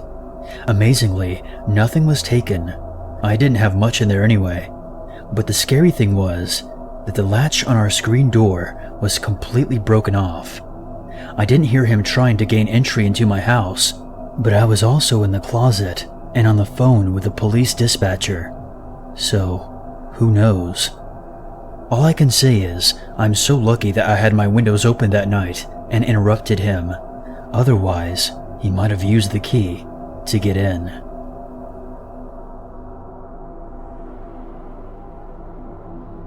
This happened to me about 6 or 7 years ago. I'm a female and I was 17 at the time. So it was the beginning of the summer and I was traveling to my summer home like I did every year. I live in a small southeastern European country, and this is pretty normal for most people here. I would usually travel by train overnight because I would get to sleep for most of the trip. The train took about 8 hours. It didn't cross a great distance, it was just really slow. Anyway, I've done the same trip alone a couple of times already and never really had a problem. Also, my country is pretty safe, so taking this trip on my own was never really a concern for me or my parents. The train left at 11 p.m. and was scheduled to arrive at 7 in the morning, meaning that I had 7 to 8 hours of sleep, which was great. At first, I was alone in the compartment, but after I got settled in, a girl about my age asked me if she could join me in my compartment, and I said yes. We started talking a bit, you know, the usual. Where are you from? How old? What do you do? Even though I was comfortable traveling alone and was bigger than her and a year older, I was still happy that she was there. We talked until midnight and decided to get some sleep. Since the train was pretty empty and it was just the two of us in our compartment, we could both lie down. The compartment had 3 seats on each side, so we could spread across 3 seats each. I just started to doze off when I heard our compartment door opening. There was a man standing there. He looked at us for a second and then asked, "Do you have any room for me?" Now what was weird about this was, first of all, the train was pretty empty, so I was certain that there was other completely empty compartments. Secondly, he saw both of us lying down, taking up all the space, so really there was no need to ask. And finally, it was the way he phrased it. Do we have any room for him? I squirmed a little bit and started to answer, but he left the second I started squirming. I remember him closing the door as I was about to answer, and I thought it was weird, but whatever. My sleepy brain didn't really want to bother, so I forgot about it instantly. I think the girl and I exchanged a what the fuck look, and that was it. However, not more than 5 minutes passed, and he was back. Again, the same. He opened the door and asked us if we had any room for him. I was a stupid, scared kid back then, so I just stayed silent and pretended to be asleep. Luckily, the girl was smarter than me, and though she kinda looked timid, she sorta yelled at him. "No, you can see that there is no room. We're trying to sleep." He stared at us with this empty, vacant expression, but I saw something in his eyes that can only be described as sinister. He then closed the door and left. I kinda chuckled, probably my nerves, and she smiled at me, and that was it. I somehow managed to fall asleep again, although it was a very light sleep and I kept waking up throughout the night. That was probably for the better. The girl and I went our separate ways in the morning, as we were both traveling further. I didn't have Facebook back then, so I didn't stay in contact with her, and I had forgotten her name over the years. Although for some reason as I'm writing this, I want to say her name was Ivana. I will, however, be forever grateful for her for possibly saving me that night, and for teaching me that you can always stand up for yourself, even if you're a small, fragile-looking girl. We didn't get a good look at the guy because it was dark, but my impression back then was that he was between 30 and 40, and he had no business to hang out with us. If he wanted to sleep, there was plenty of other empty compartments. That's why I think he had something else in mind. I was so happy that the girl was there because I have no idea what I would have done on my own. I'd like to think I would have stood up for myself, but I honestly don't know.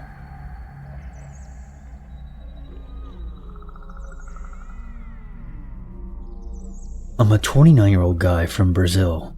I'm a teacher at a university here, and I practice Kung Fu in my spare time. The political scene in Brazil is insane these days.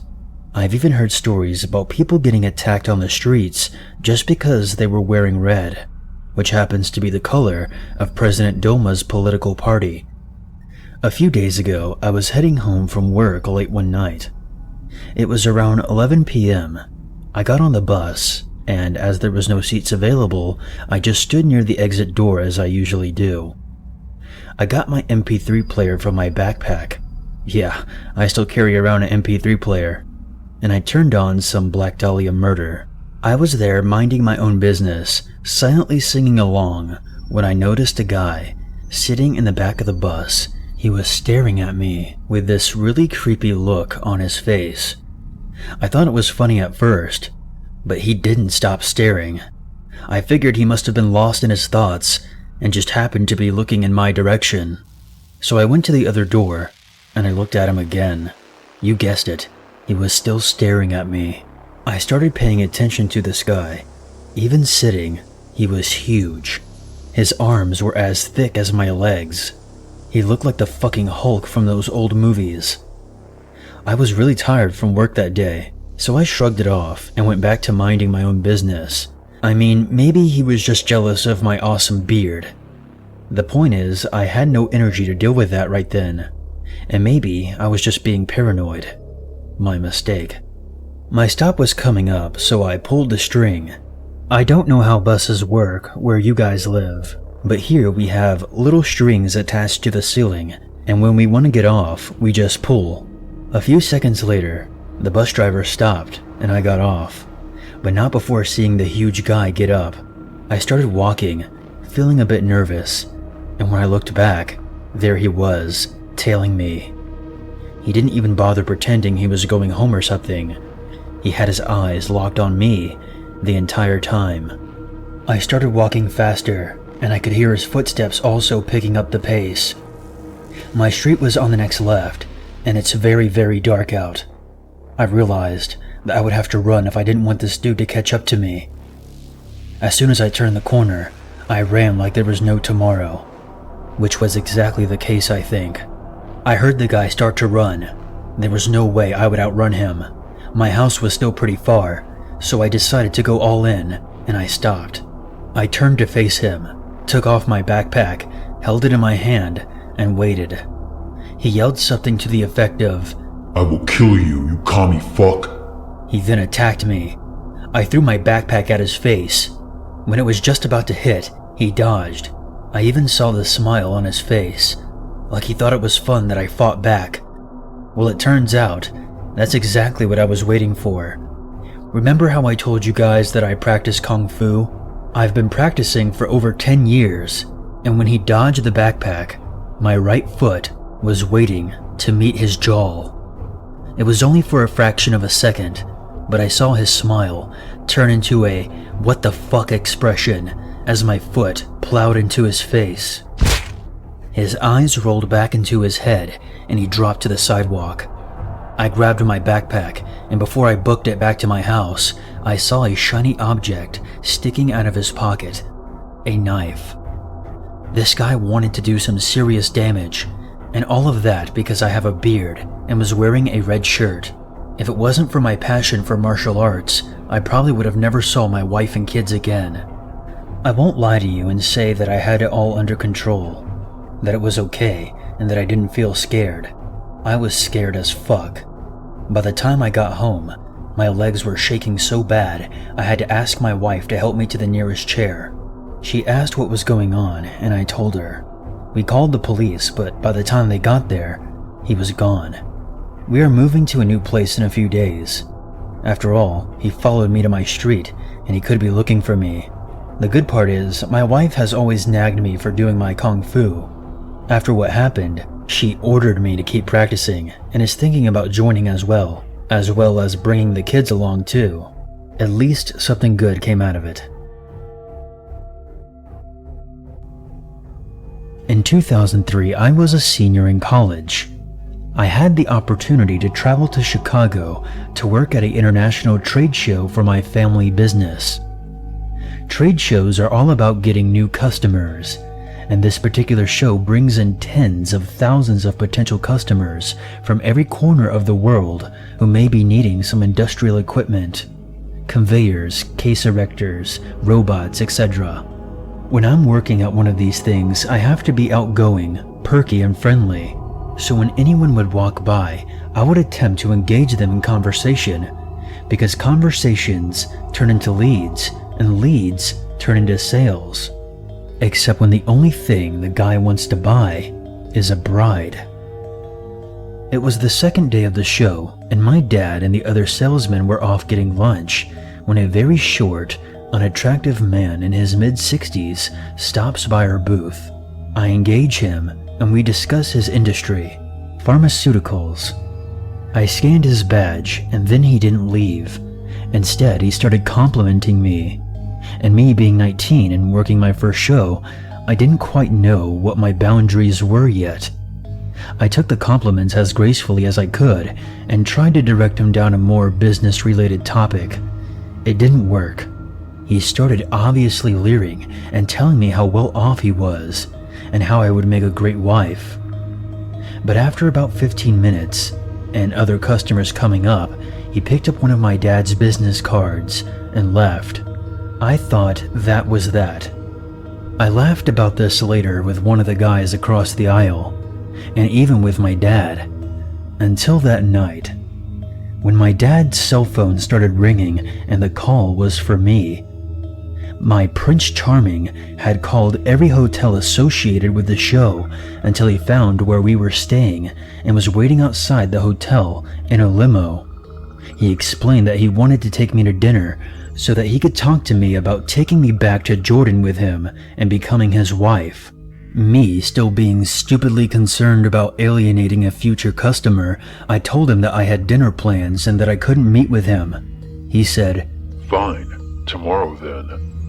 We argued back and forth about it for a minute, and I eventually told him something along the lines of, "No, that wouldn't be appropriate. I have dinner plans with vendors all week." Then I hung up, and Dad ignored a few missed calls from him.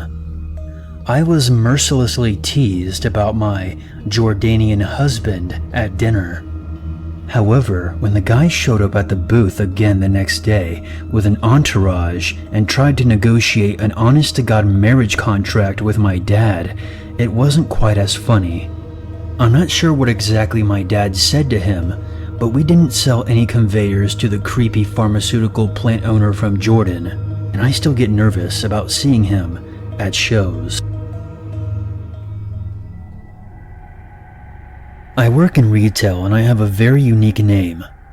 This happened a few years ago when I first started. I work at a 24-hour convenience store, and at this point, I was working the graveyard shift. I'm used to all types of unsavory folks, but there was this one guy who left me very unsettled. It was about 3 a.m., and unfortunately I was working alone because my coworker decided to call out the last minute. The store was dead, and I was packing out a delivery when he walked in.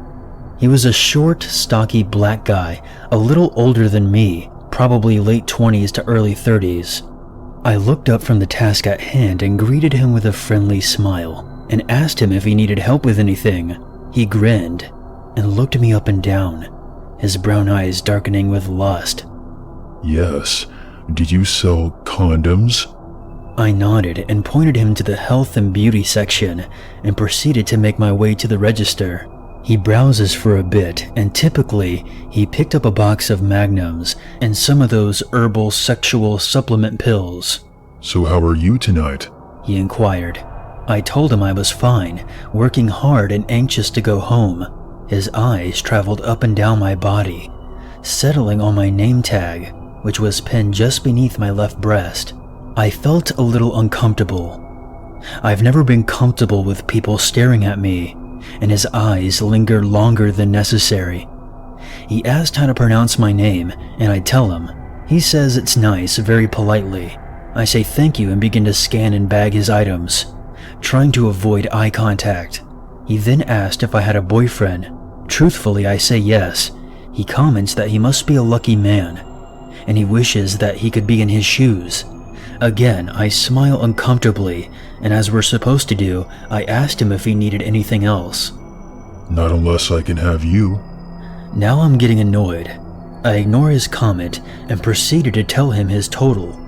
He swipes his card, I complete the transaction, and I tell him to have a good night.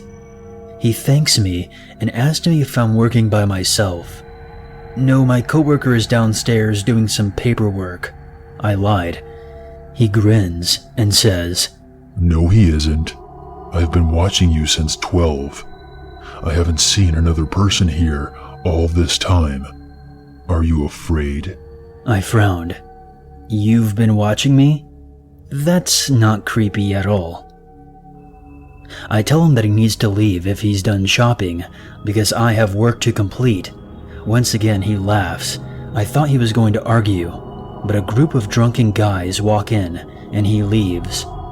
Later that night, I check my Facebook and I have a friend request. Guess who it's from? Again, I have a very unique name. Only 2 people on Facebook have it. I block and delete the friend request. Next morning, as I'm walking to the subway station, the wanted poster on the token booth catches my eye. The face is familiar. It was the creep from my store. He was wanted for sexual assault and battery. The incident happened more than a month ago. I told my manager, who called the police and gave them our tip. I don't know if he was ever caught, but please, let's not meet outside my store, and I still don't feel comfortable with name tags. So this happened a while back when I was in my early 20s. I was working at a small retail store in my town's mall. It was coming up to the end half of the day, and I don't know how I noticed it, but an older man, probably in his 50s, I'm not sure, had walked past my store about 3 or 4 times. Not consecutively, just every now and again.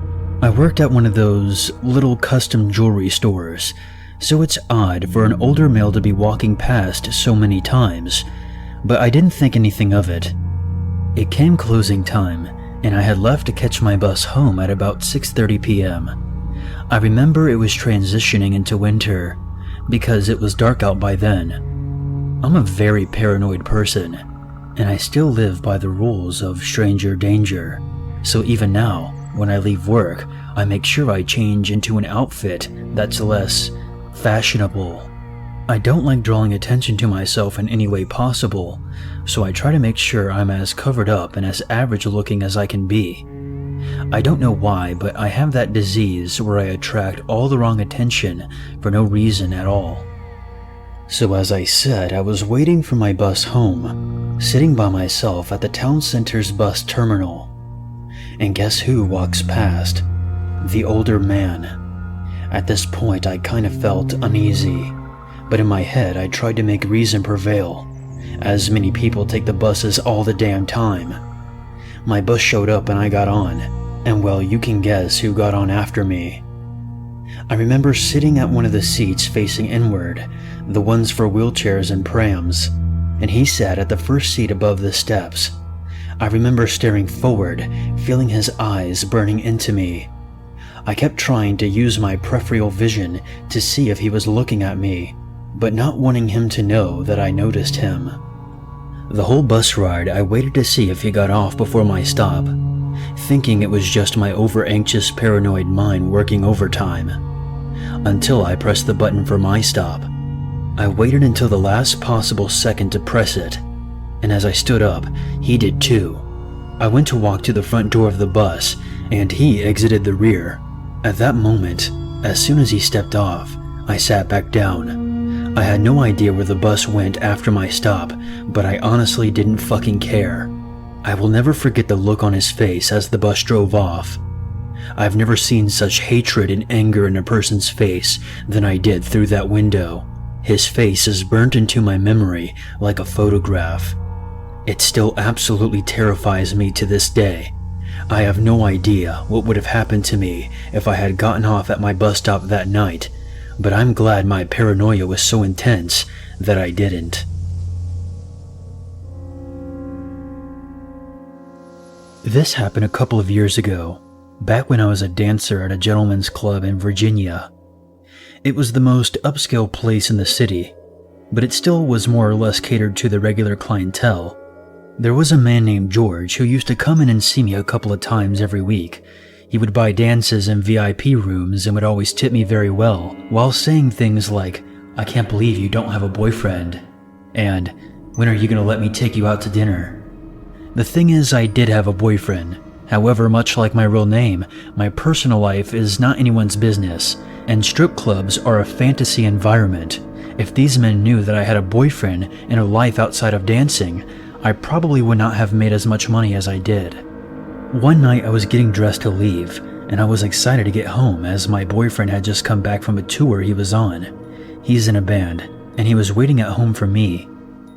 The club closed at 2 a.m., so I usually was walking out of the door and to my car around 2:30. Usually we have a bouncer that walks us out, but since it was a slow night, we only had one bouncer still on the clock, and he was off doing something. I was in a hurry, so I just ran to my car alone. As soon as I started up my car and turned out of the parking lot, another car turned its lights on and pulled out behind me. I didn't think too much of it and continued on my way home, until I realized that every turn I made, the car also made. He followed me onto the highway and onto my exit. My boyfriend and I lived on the outskirts of the city in a heavily wooded area, where houses are pretty few and far between. So as soon as the car took the same exit onto the gravel road that leads to the area my house is in, I called my boyfriend. Now, my boyfriend at the time was a really big guy, and he had a really bad temper. As soon as I pulled into our driveway, with the other car still behind me, he ran out from behind his tour van with a baseball bat and two of our dogs following close behind.